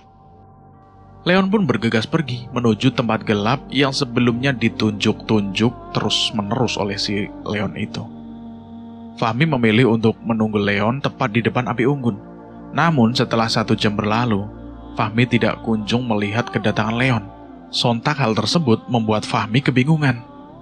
Dan karena panik, Fahmi pun akhirnya memilih untuk membangunkanku malam itu. Ia datang ke tenda dan memberitahukan perihal Leon yang tidak kunjung kembali pasca izin untuk buang air kecil. Mendengar hal tersebut, sontak aku langsung meminta penjelasan perihal apa yang diucapkan oleh Fahmi. Fahmi memberitahukannya kepadaku perihal pesta miras yang keduanya lakukan sampai mengonsumsi ganja di tengah malam itu. Tidak luput, ia ceritakan padaku.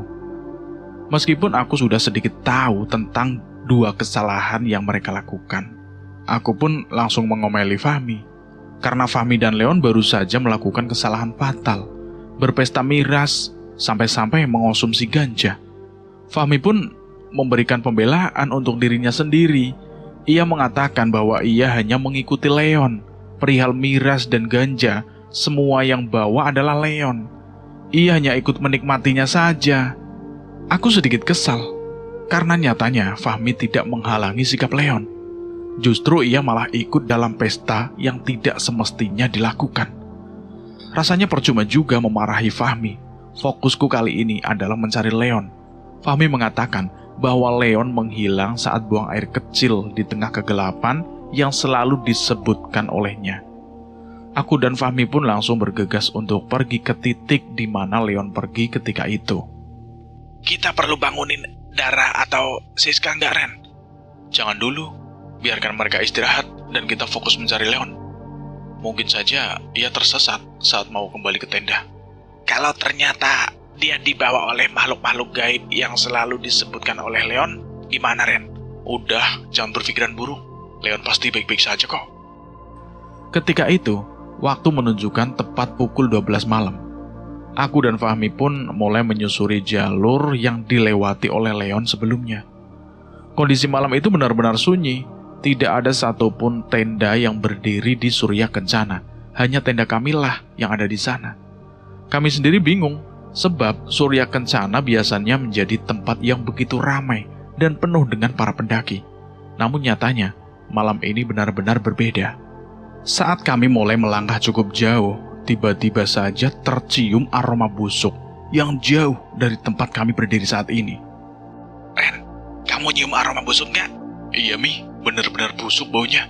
Apa mungkin ada hewan mati di sini ya? Tapi bau busuk ini seperti bebarengan dengan bau anyir. Kamu ngerasain ada yang janggal nggak, Ren? Sontak, hal tersebut pun membuatku begitu merinding. Kami pun akhirnya memilih untuk mencari sumber bau busuk tersebut sembari mencari keberadaan Leon. Benar saja, tak jauh dari tempat kami berdiri, kami melihat sesosok lelaki tua berbadan bungkuk dengan wajah yang berantakan. Wajah rusak penuh dengan darah dan belatung. Penampakan itu membuat kami ketakutan seketika. Aku dan Fahmi pun langsung lari terbirit-birit. Kami memilih untuk berlari, berbalik arah menuju tenda kami. Penampakan yang baru saja kami lihat benar-benar menyeramkan. Aku bahkan baru pertama kali melihat makhluk menyeramkan seperti itu. Cepet, Ren, nanti dia ngejar kita. Ini juga udah cepet, Mi. Keringat dingin benar-benar bercucuran di tubuh kami. Jantung kami rasanya mau copot. Situasi yang baru saja aku alami benar-benar situasi yang sangat menyeramkan dalam hidupku. Karena kami berlari cukup kencang dan suara ketakutan yang begitu keras. Hal tersebut mampu membangunkan Dara dan Rizka. Keduanya pun terbangun dari tidurnya dan langsung menghampiri kami berdua. Kalian kenapa sih? Kok panik gitu? Itu, Dar. Itu apa? Pelan-pelan coba ngomongnya. Ada penampakan menyeramkan, Dar. Sosok itu benar-benar menakutkan. Kami benar-benar ketakutan, Dar. Di mana? Aku pun kemudian menunjuk ke arah di mana aku dan Fahmi menjumpai makhluk menyeramkan itu. Namun anehnya, baik Dara maupun Rizka tidak melihat sosok apapun di tempat yang kami tunjuk. Leon kemana? Tidur? Leon hilang. Hah?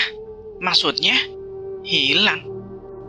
Aku pun kemudian menceritakan semua perihal Leon kepada Dara dan juga Rizka. Setelah mereka berdua benar-benar terkejut dengan apa yang aku sampaikan.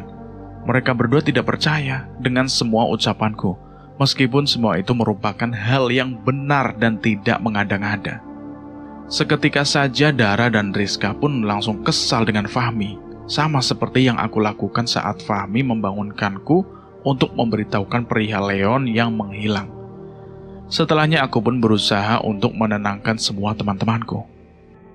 Udah, tunda dulu ribut-ributnya. Kita harus cari Leon secepatnya.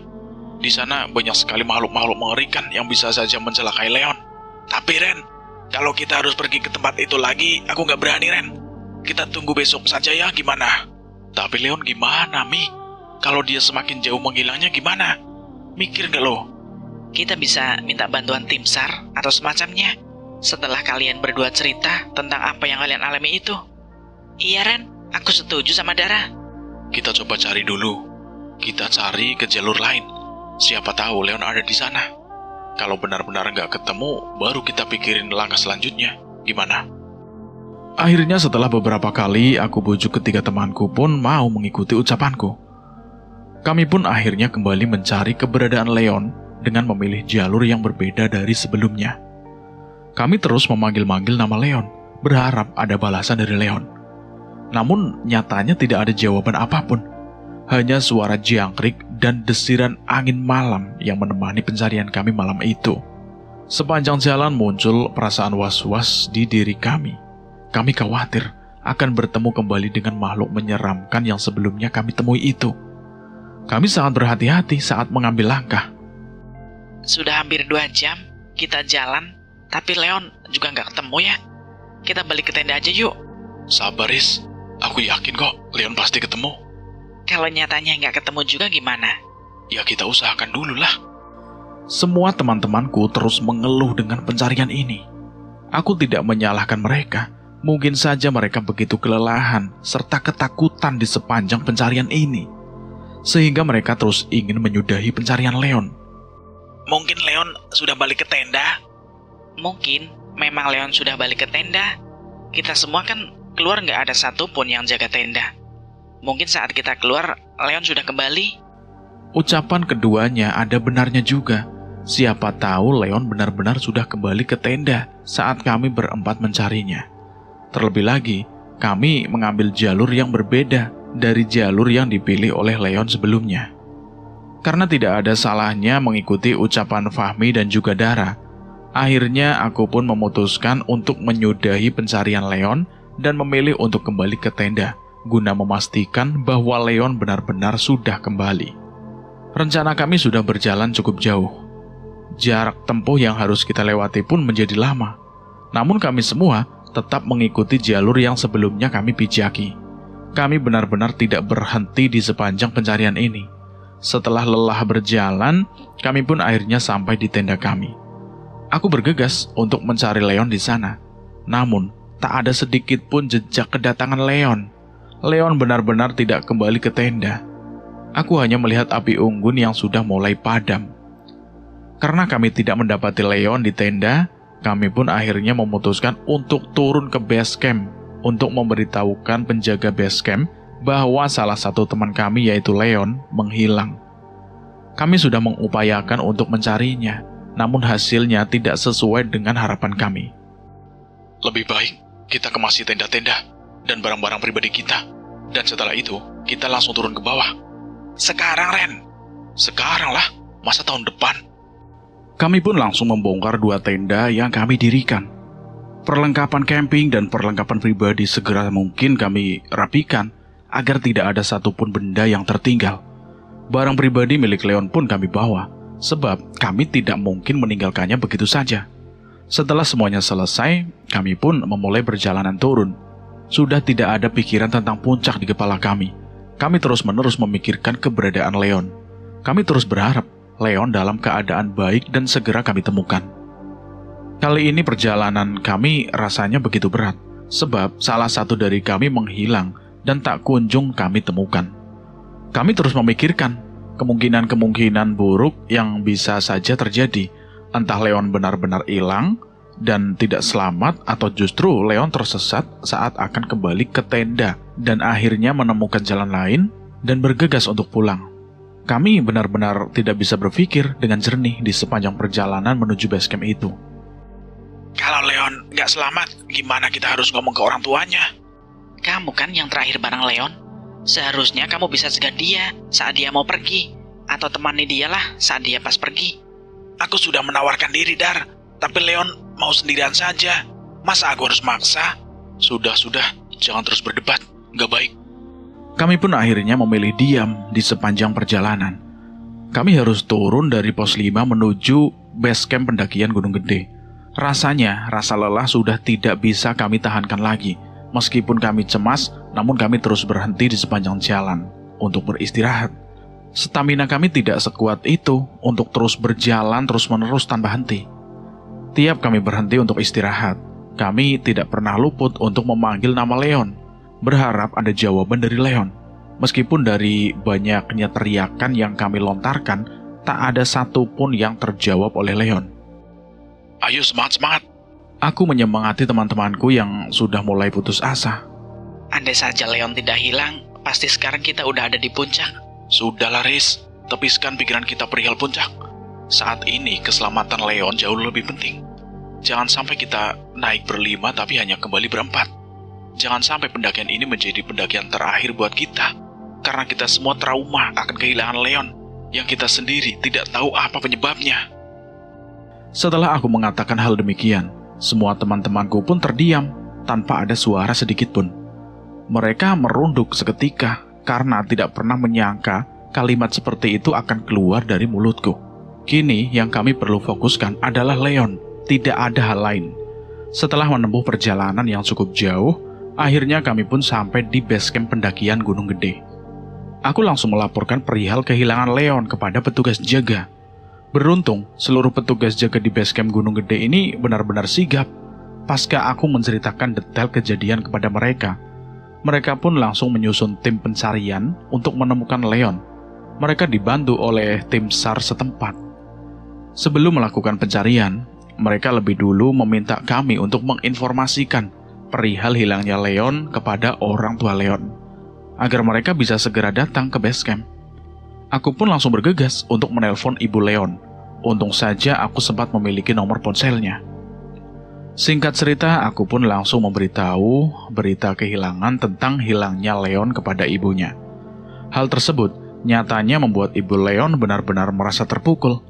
Bahkan, sependek yang aku tahu, ibunya Leon langsung jatuh pingsan setelah aku memberikan kabar perihal hilangnya Leon. Ibu Leon memang memiliki riwayat penyakit jantung, sehingga dia tidak boleh mendengar berita yang mengagetkan sekecil apapun. Meski demikian, aku tetap harus memberitakan kabar perihal Leon kepada mereka berdua. Tidak mungkin aku menutupi berita sebesar ini, apalagi berita ini berkaitan dengan mereka semua. Tepat di hari itu juga, kedua orang tua Leon datang ke base camp pendakian Gunung Gede. Wajah khawatir nampak begitu jelas tergambar dari keduanya. Mereka terus menanyakan Leon kepadaku. Kenapa Leon bisa hilang sih, Ren? Lalu sekarang Leon di mana? Ibu, aku sendiri tidak tahu pasti, Bu. Karena Leon hanya pamit untuk buang air kecil kepada Fahmi. Setelah itu, ia tidak kunjung kembali, Bu. Ibu Leon pun terus menanyakan kronologis kejadian yang menimpa Leon kepada Fahmi. Sebab Fahmilah yang terakhir melihat Leon.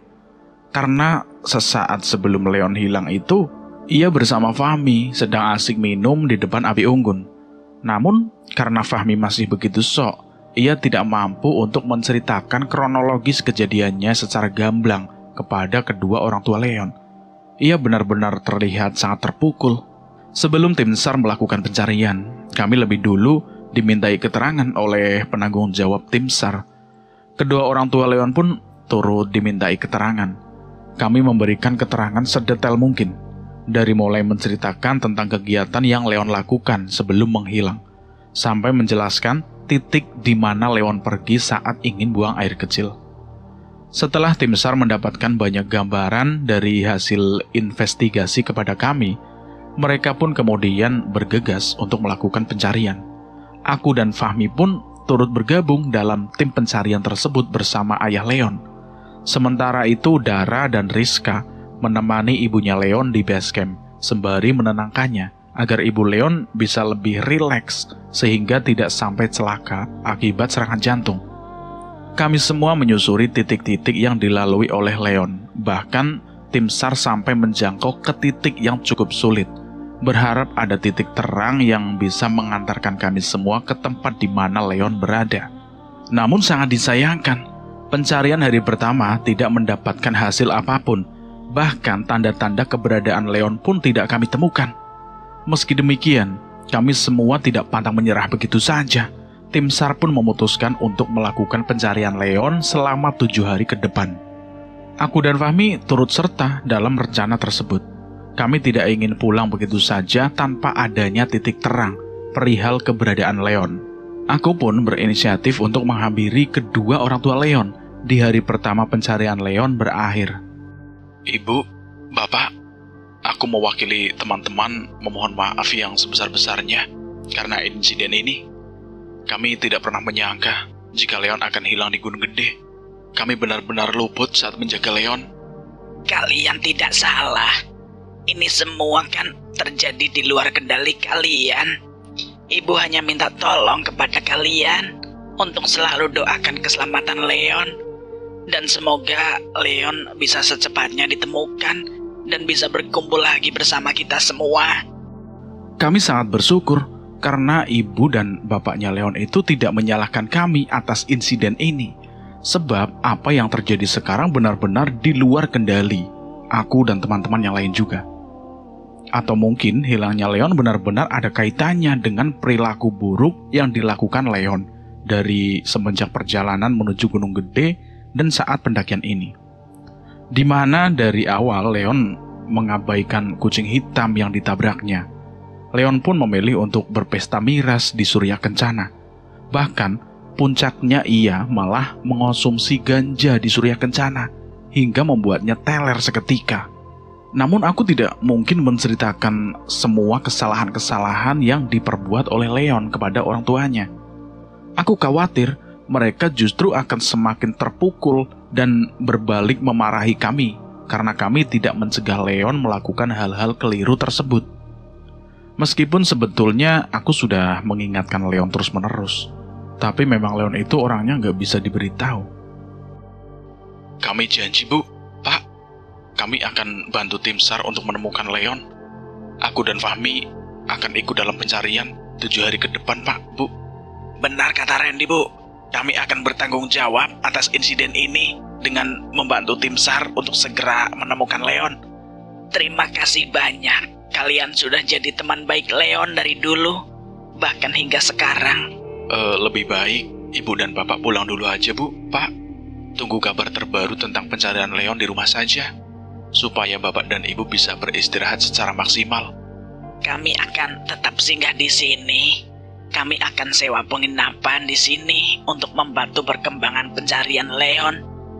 Kalian juga bisa ikut dengan Ibu. Jangan sampai kalian juga kelelahan saat membantu tim SAR melakukan pencarian. Ucap Ibu Leon berusaha berbicara dengan tenang, meskipun aku tahu betul bahwa perasaan Ibu Leon itu sedang benar-benar kalut. Akhirnya aku dan teman-teman yang lain pun menyetujui ajakan ibunya Leon. Kami pun akhirnya ikut bersama mereka tinggal di penginapan tak jauh dari base camp. Dan setiap pagi aku dan Fahmi akan pergi ke base camp untuk bergabung dengan tim SAR dalam pencarian Leon bersama tim SAR itu. 7 hari pun berlalu. Hari ini merupakan hari terakhir pencarian Leon. Aku benar-benar berharap di hari terakhir ini ada titik terang tentang keberadaan Leon. Aku benar-benar tidak ingin pencarian ini berakhir dengan hasil yang tidak kami harapkan. Fahmi pun berharap demikian. Sementara Ibu Leon dan bapaknya, dia pun memilih untuk menunggu di base camp bersama Dara dan juga Rizka. Tepat di pukul 8 pagi, kami bersama tim SAR pun memulai pencarian. Pos demi pos kami lewati untuk mencari keberadaan Leon. Meskipun perasaan putus asa sudah menyelimuti kami, namun langkah kami tidak berhenti begitu saja. Kami harus menuntaskan hari terakhir pencarian ini hingga petang nanti. Saat aku dan Fahmi berjalan menyusuri jalur pendakian bersama tim SAR guna mencari keberadaan Leon, aku melihat Fahmi terlihat khawatir di sepanjang pencarian ini. Aku pun kemudian berinisiatif untuk bertanya kepada Fahmi. Kenapa, Mi? Kamu benar-benar terlihat tegang gitu. Gimana aku nggak tegang, Ren? Leon menghilang saat bersamaku. Aku ngelihat sendiri, dia terus berhalusinasi. Bahkan saat sebelum dia menghilang, dia terus mengatakan bahwa ia melihat gadis cantik yang terus memintanya untuk datang. Kemungkinan Leon tidak benar-benar buang air kecil. Ia justru menghampiri gadis di dalam halusinasinya tersebut. Aku sudah mencegahnya untuk menghampiri sosok itu, tapi dia justru membohongiku dengan berkata bohong. Udahlah Mi, jangan terlalu larut dalam penyesalan itu. Kamu sudah mengungkapkannya untuk menyelamatkan Leon. Semua ini bukan salah kamu seutuhnya. Tapi seharusnya aku bisa mencegah dia, Ren. Semua ini bukan salah kamu, Mi. Sudah, daripada kamu larut dalam penyesalan, lebih baik kita maksimalkan pencarian terakhir kita ini. Akhirnya Fahmi pun mau menuruti ucapanku. Kami pun terus menyusuri jalur pendakian untuk mencari Leon. Namun nyatanya, tidak ada jejak apapun yang tertinggal. Hari pun kini sudah mulai petang. Tim SAR kemudian mengajak kami semua untuk turun dan kembali ke base camp untuk menginformasikan bahwa pencarian terakhir ini berakhir dengan hasil yang kurang mengenakan. Leon tidak ditemukan dan pencarian dihentikan. Sesampainya kami di base camp, ibu dan bapaknya Leon langsung menanyakan perihal hasil pencarian hari ini. Kepala tim SAR pun kemudian memberitahukan semuanya kepada kedua orang tua Leon. Pencarian terakhir hasilnya nihil. Leon tidak ditemukan dan dinyatakan tewas di Gunung Gede. Tim SAR meminta kedua orang tua Leon untuk mengikhlaskan kepergian Leon. Ini bukan kasus pertama di Gunung Gede, sehingga pernyataan tewasnya seorang pendaki tanpa ditemukan jasadnya dianggap lumrah. Mendengar hal tersebut, bapak dan ibu Leon benar-benar merasa terpukul. Ibunya Leon pun langsung jatuh pingsan seketika. Ibu Leon pun langsung dibawa ke klinik terdekat untuk mendapatkan pertolongan pertama. Sementara itu, aku sebagai leader dalam rombongan pendakian yang kami lakukan pun dimintai keterangan terakhir oleh tim SAR dan diminta untuk memberikan penjelasan dan pengertian kepada kedua orang tua Leon dan semua teman-teman Leon yang terlibat dalam pendakian ini. Dengan berat hati, aku pun kemudian memberikan pengertian kepada semua teman-temanku dan juga kedua orang tua Leon untuk bisa mengikhlaskan kepergian Leon. Dan aku juga mengajak semuanya untuk melakukan doa bersama tepat di malam ke-7 hilangnya Leon, beserta penaburan bunga di Gunung Gede. Bukan hanya kedua orang tua Leon yang merasa terpukul akan hasil ini, akan tetapi kami semua sebagai teman baik Leon pun sangat-sangat terpukul. Kami tidak pernah sangka jika pendakian ini akan menjadi hari-hari terakhir kami bertemu dengan Leon. Dan setelahnya kami tidak akan pernah lagi bertemu dengan sosok sahabat baik seperti Leon, yang begitu loyal dan tidak pernah perhitungan. Tak terasa air mata pun membasahi pipi kami semua. Dan tepat di malam itu, kami melangkahkan kaki kami untuk kembali pulang ke rumah kami masing-masing dengan perasaan sedih yang entah kapan akan usai.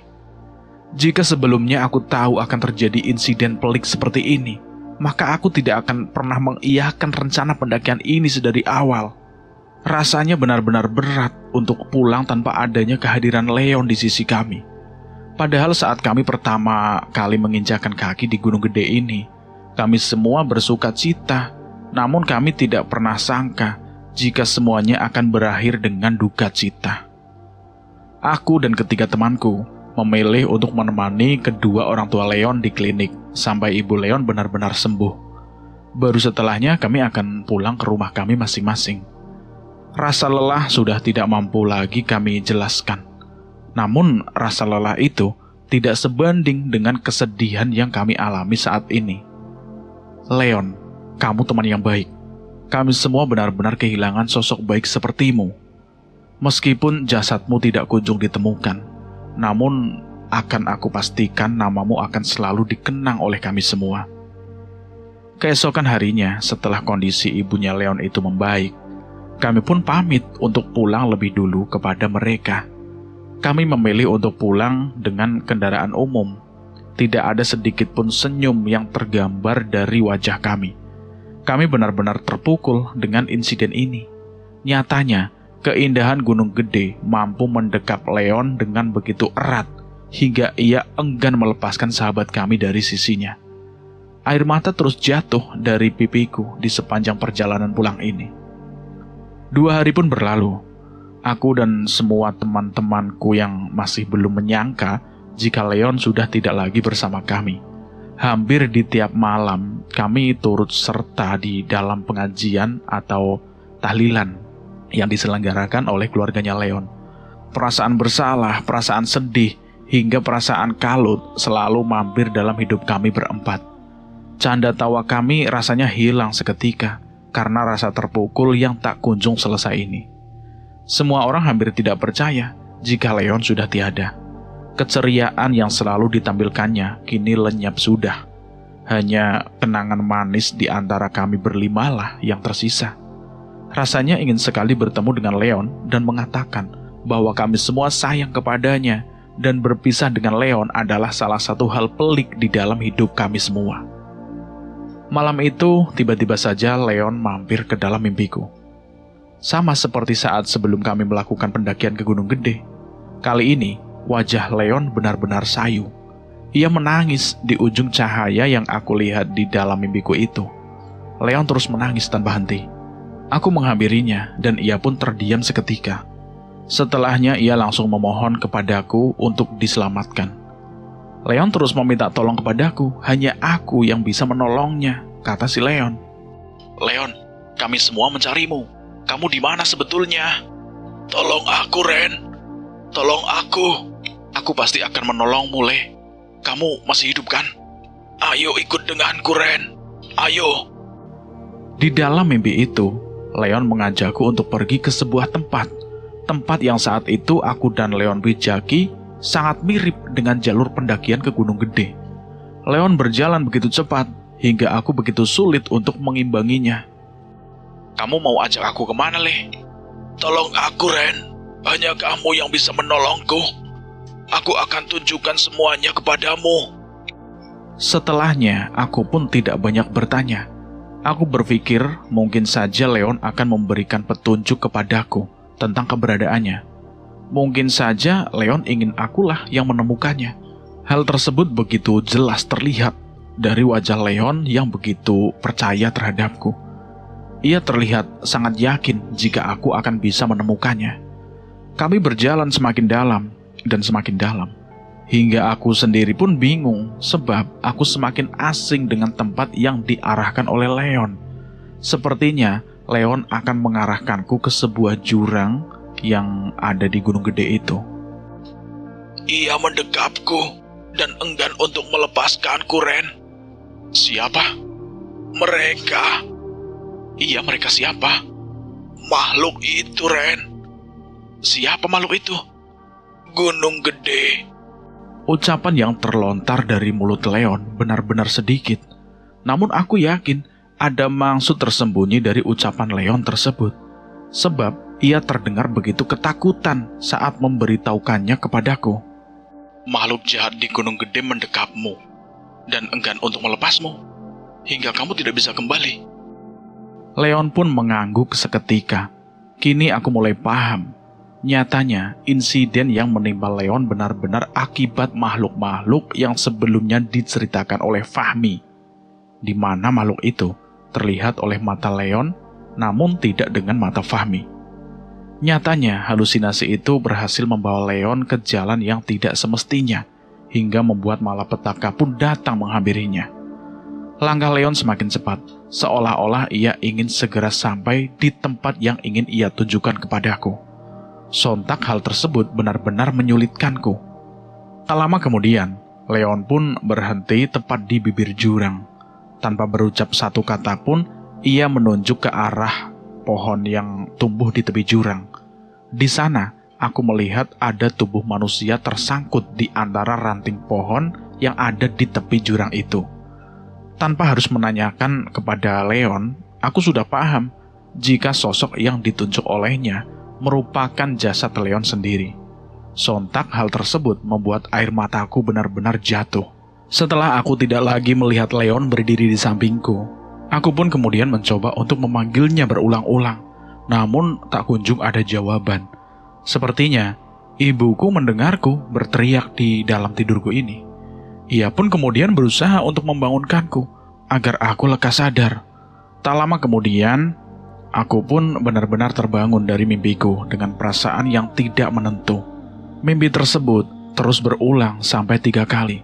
Rasanya mimpi yang aku alami itu benar-benar terlihat nyata. Apa mungkin ini sebuah petunjuk dari Leon? Apa mungkin Leon ingin aku segera menemukannya? Aku benar-benar tidak paham dengan maksud Leon terus datang ke dalam mimpiku, bahkan sampai 3 hari berurut-urut. Sepertinya aku harus naik ke Gunung Gede lagi, mengikuti semua petunjuk yang diberikan oleh Leon dalam mimpiku ini. Aku pun kemudian memutuskan untuk kembali datang ke Gunung Gede. Aku tidak ingin terus dihantui oleh Leon tiap kali aku tertidur. Saat aku mendaftarkan diri ke base camp, sepertinya penjaga base camp masih mengenalku. Wajar saja, aku ikut dalam pencarian tim SAR 7 hari berurut-urut. Tentu wajahku sudah tidak asing lagi bagi mereka. Sendirian saja, Bang? Iya, saya sendirian. Mau nyari teman yang hilang itu lagi. Aku pun hanya terdiam.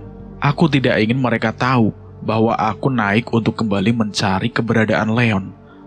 Aku ingin mereka cukup tahu bahwa mau datang untuk mendaki seperti pendaki-pendaki yang lainnya.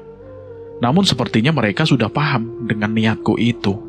Lantas, mau tidak mau, aku pun memberitahukannya kepada mereka.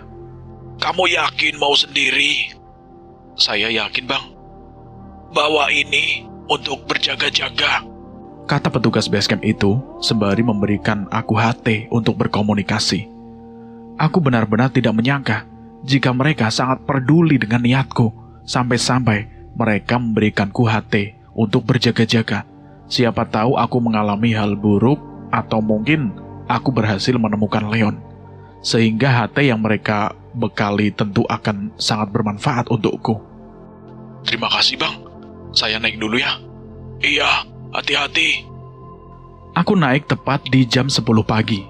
Aku tidak ingin melakukan pencarian Leon di malam hari, sebab hal tersebut tentu akan menyulitkanku, sehingga aku memutuskan untuk datang di pagi hari, sehingga aku memiliki cukup banyak waktu untuk mencari keberadaan Leon. Aku kemudian mengikuti jalur yang diarahkan oleh Leon di dalam mimpiku itu. Aku hafal betul sebab Leon datang ke dalam mimpiku 3 hari berurut-urut dengan mimpi yang sama, mengarahkan aku ke sebuah jalan menuju tepi jurang yang tak begitu jauh dari Surya Kencana, tempat kami bermalam kala itu. Pencarianku kali ini tidak melibatkan teman-teman yang lain. Bahkan aku tidak memberitahu mereka perihal Leon yang terus datang dalam mimpiku dan memberikan petunjuk kepadaku. Aku pun tidak memberitahukannya kepada kedua orang tua Leon. Aku tidak ingin mereka kembali kalut dalam kesedihan. Semoga saja pencarian kali ini membuahkan hasil. Di sepanjang perjalanan, di dalam pikiranku hanya Leonlah yang aku pikirkan. Aku ingin perjalananku kali ini tidak sia-sia. Aku ingin lelahku hari ini tidak percuma begitu saja. Langkahku tidak begitu cepat juga, tidak begitu lambat juga. Hanya saja, aku mencoba untuk tetap berhati-hati dalam memilih jalur. Aku tidak ingin hal buruk menimpaku saat pendakian ini. Sesekali aku memilih untuk beristirahat, setidaknya untuk melepaskan lapar dan dahaga yang aku rasakan ini. Kondisi fisikku juga penting, agar aku bisa mencari Leon sampai dapat. Tiba-tiba saja, dari belakang ada yang menepuk pundakku begitu lirih. Plak! Sontak saja hal tersebut membuatku kaget. Aku pun menoleh ke arah belakang itu. Aku pun melihat pendaki yang sebelumnya aku temui saat melakukan pendakian waktu itu. Pendaki yang datang untuk mencari sahabatnya yang sudah hilang 1 bulan yang lalu.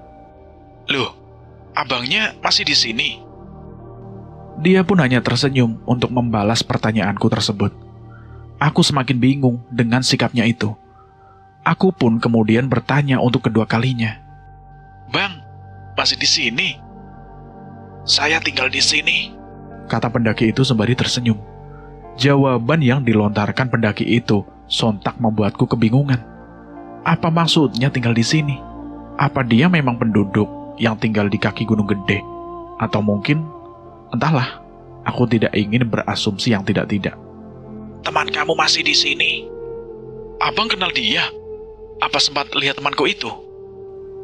Lagi dan lagi, pendaki itu hanya tersenyum menjawab pertanyaanku. Aku semakin bingung dengan sikap yang ditunjukkan olehnya. Apa mungkin dia bukan manusia? Pikirku. Sebab sikap pendaki itu lagi-lagi di luar nalarku.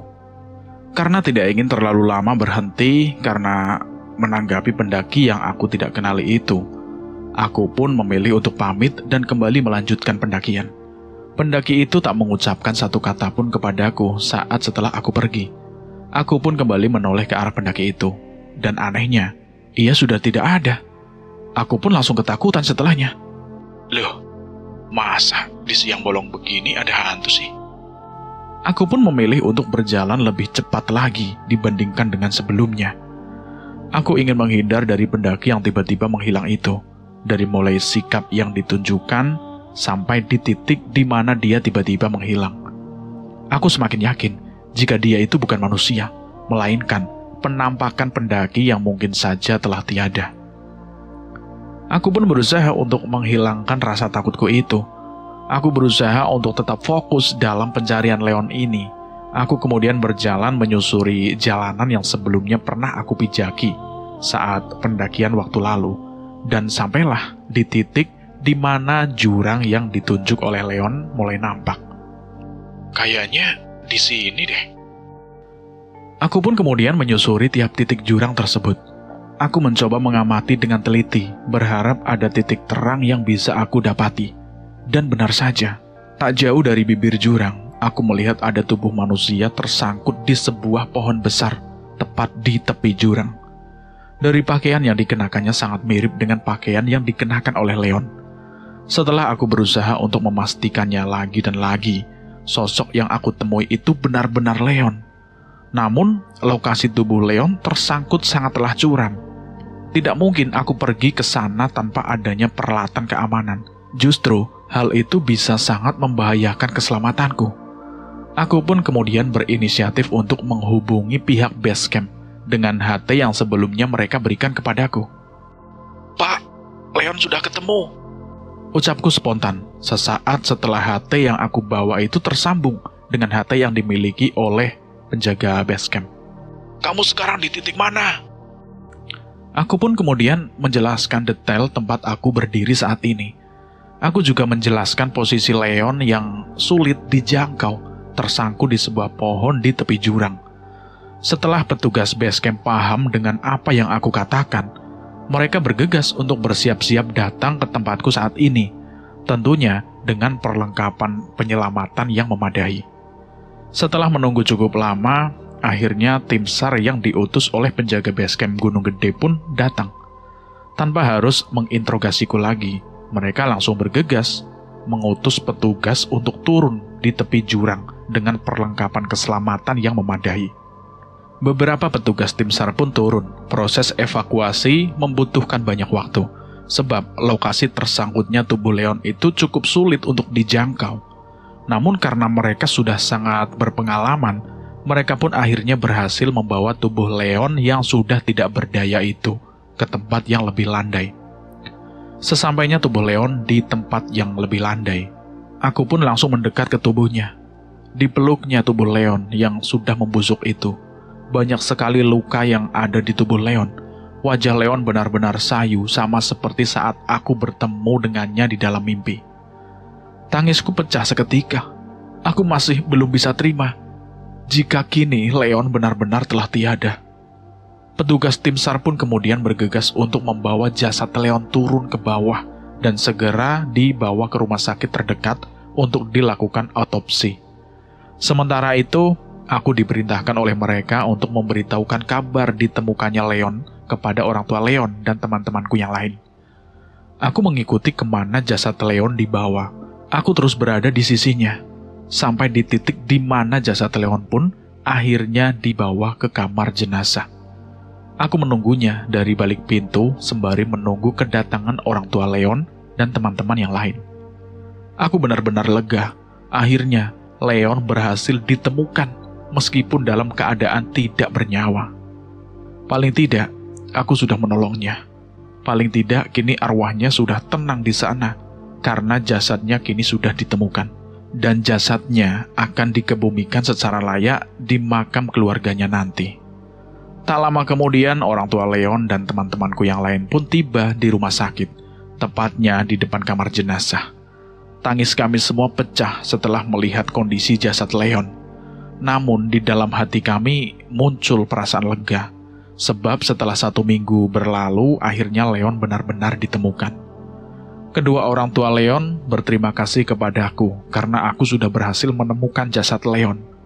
Mereka bahkan tidak henti-hentinya mengucapkan ucapan terima kasih kepadaku.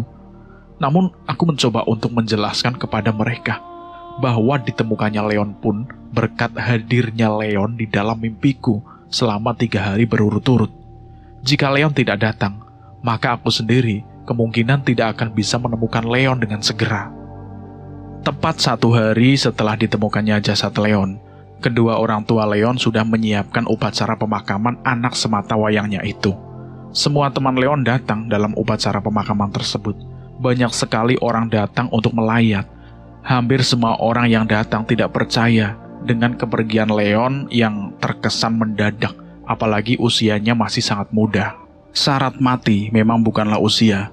Jika memang garis takdir manusia telah selesai di dunia, tentu ia akan berpulang bagaimanapun kondisinya, entah masih muda ataupun kaya raya. Insiden ini memberikan banyak pembelajaran bagi kami semua, terutama bagi semua pendaki dimanapun kalian berada. Menjaga sikap sangatlah penting. Pepatah mengatakan bahwa di mana bumi itu dipijak, di sanalah langit dijunjung. Pernyataan itu memberikan banyak pembelajaran bahwa kita sebagai manusia patut menghargai tata krama yang berlaku di tempat di mana kaki kita berpijak. Tidak bersikap semena-mena, terlebih lagi menyalahi adab. Ren, kali ini ibu mengucapkan banyak-banyak terima kasih kepadamu. Jika bukan karena kamu, mungkin jasad Leon sampai sekarang tidak ditemukan. Ucap ibunya Leon mengulang perkataannya yang sebelumnya sempat diucapkan saat di rumah sakit. Iya, Bu. Justru jika jasad Leon tidak ditemukan, aku dan teman-teman yang lain akan terus dihantui rasa penyesalan dan rasa bersalah, Bu. Setelahnya 1 persatu pelayat pun pulang. Kini yang tersisa hanya aku dan ketiga temanku yang lain, yaitu Fahmi, Dara, dan juga Rizka. Kami semua masih ingin berada di makam Leon. Leon, kami semua di sini. Tiap weekend kita pasti kumpul di kosku, dan tidak ada 1 orang pun yang absen. Sekarang kami tinggal berempat. Apa mungkin kami bisa tetap tersenyum lebar setelah kamu tiada? Benar kata Randy. Rasanya kita pincang sekarang karena kamu sudah pergi. Maafkan kami, Leon. Dari kejauhan, aku melihat sosok Leon sedang berdiri dengan wajah yang cukup berseri. Dia sepertinya ingin menyampaikan salam perpisahan kepada kami berempat. Leon nampak tersenyum melihat kami. Kejadian itu hanya terlihat olehku, sementara Fahmi, Dara, dan Rizka sepertinya tidak melihat kedatangan Leon. Anehnya, aku melihat pendaki yang aku temui sebelumnya saat mencari Leon. Pendaki itu berdiri tepat di samping Leon. Keduanya seperti saling mengenal satu sama lain. Sontak hal tersebut semakin meyakinkanku bahwa pendaki yang aku temui di atas Gunung Gede bukanlah manusia, melainkan pendaki yang sebelumnya telah tiada. Fahmi menegurku karena sedari tadi aku memandang ke arah lain sembari terdiam. Ren, kamu kenapa? Aku melihat Leon dari kejauhan. Ah, benarkah? Iya, tapi aku juga lihat orang lain di samping Leon. Dia pendaki yang waktu itu kita temui saat mendaki itu. Pendaki yang naik hanya untuk mencari sahabatnya yang hilang. Itu artinya dia bukan lagi manusia. Sontak, aku dan Fahmi merinding seketika. Aku dan Fahmi pun kemudian memutuskan untuk beranjak dari makam Leon. Dara dan Rizka pun ikut serta. Kami pun akhirnya memilih untuk pulang ke rumah masing-masing dan tidak lagi membicarakan perihal penampakan Leon ataupun pendaki itu yang berada di pemakaman hari itu. Ternyata keduanya benar-benar didekap hingga tidak selamat di Gunung Gede. Aku hanya bisa mendoakan Leon dan pendaki itu. Semoga keduanya bisa tenang di alam sana dan bisa merenungi semua sikap buruk yang sempat dilakukan hingga membuatnya meregang nyawa saat melakukan pendakian. Peristiwa pelik di Gunung Gede memberikan warna hitam dalam catatan pendakianku. Aku memutuskan untuk vakum dari dunia pendakian.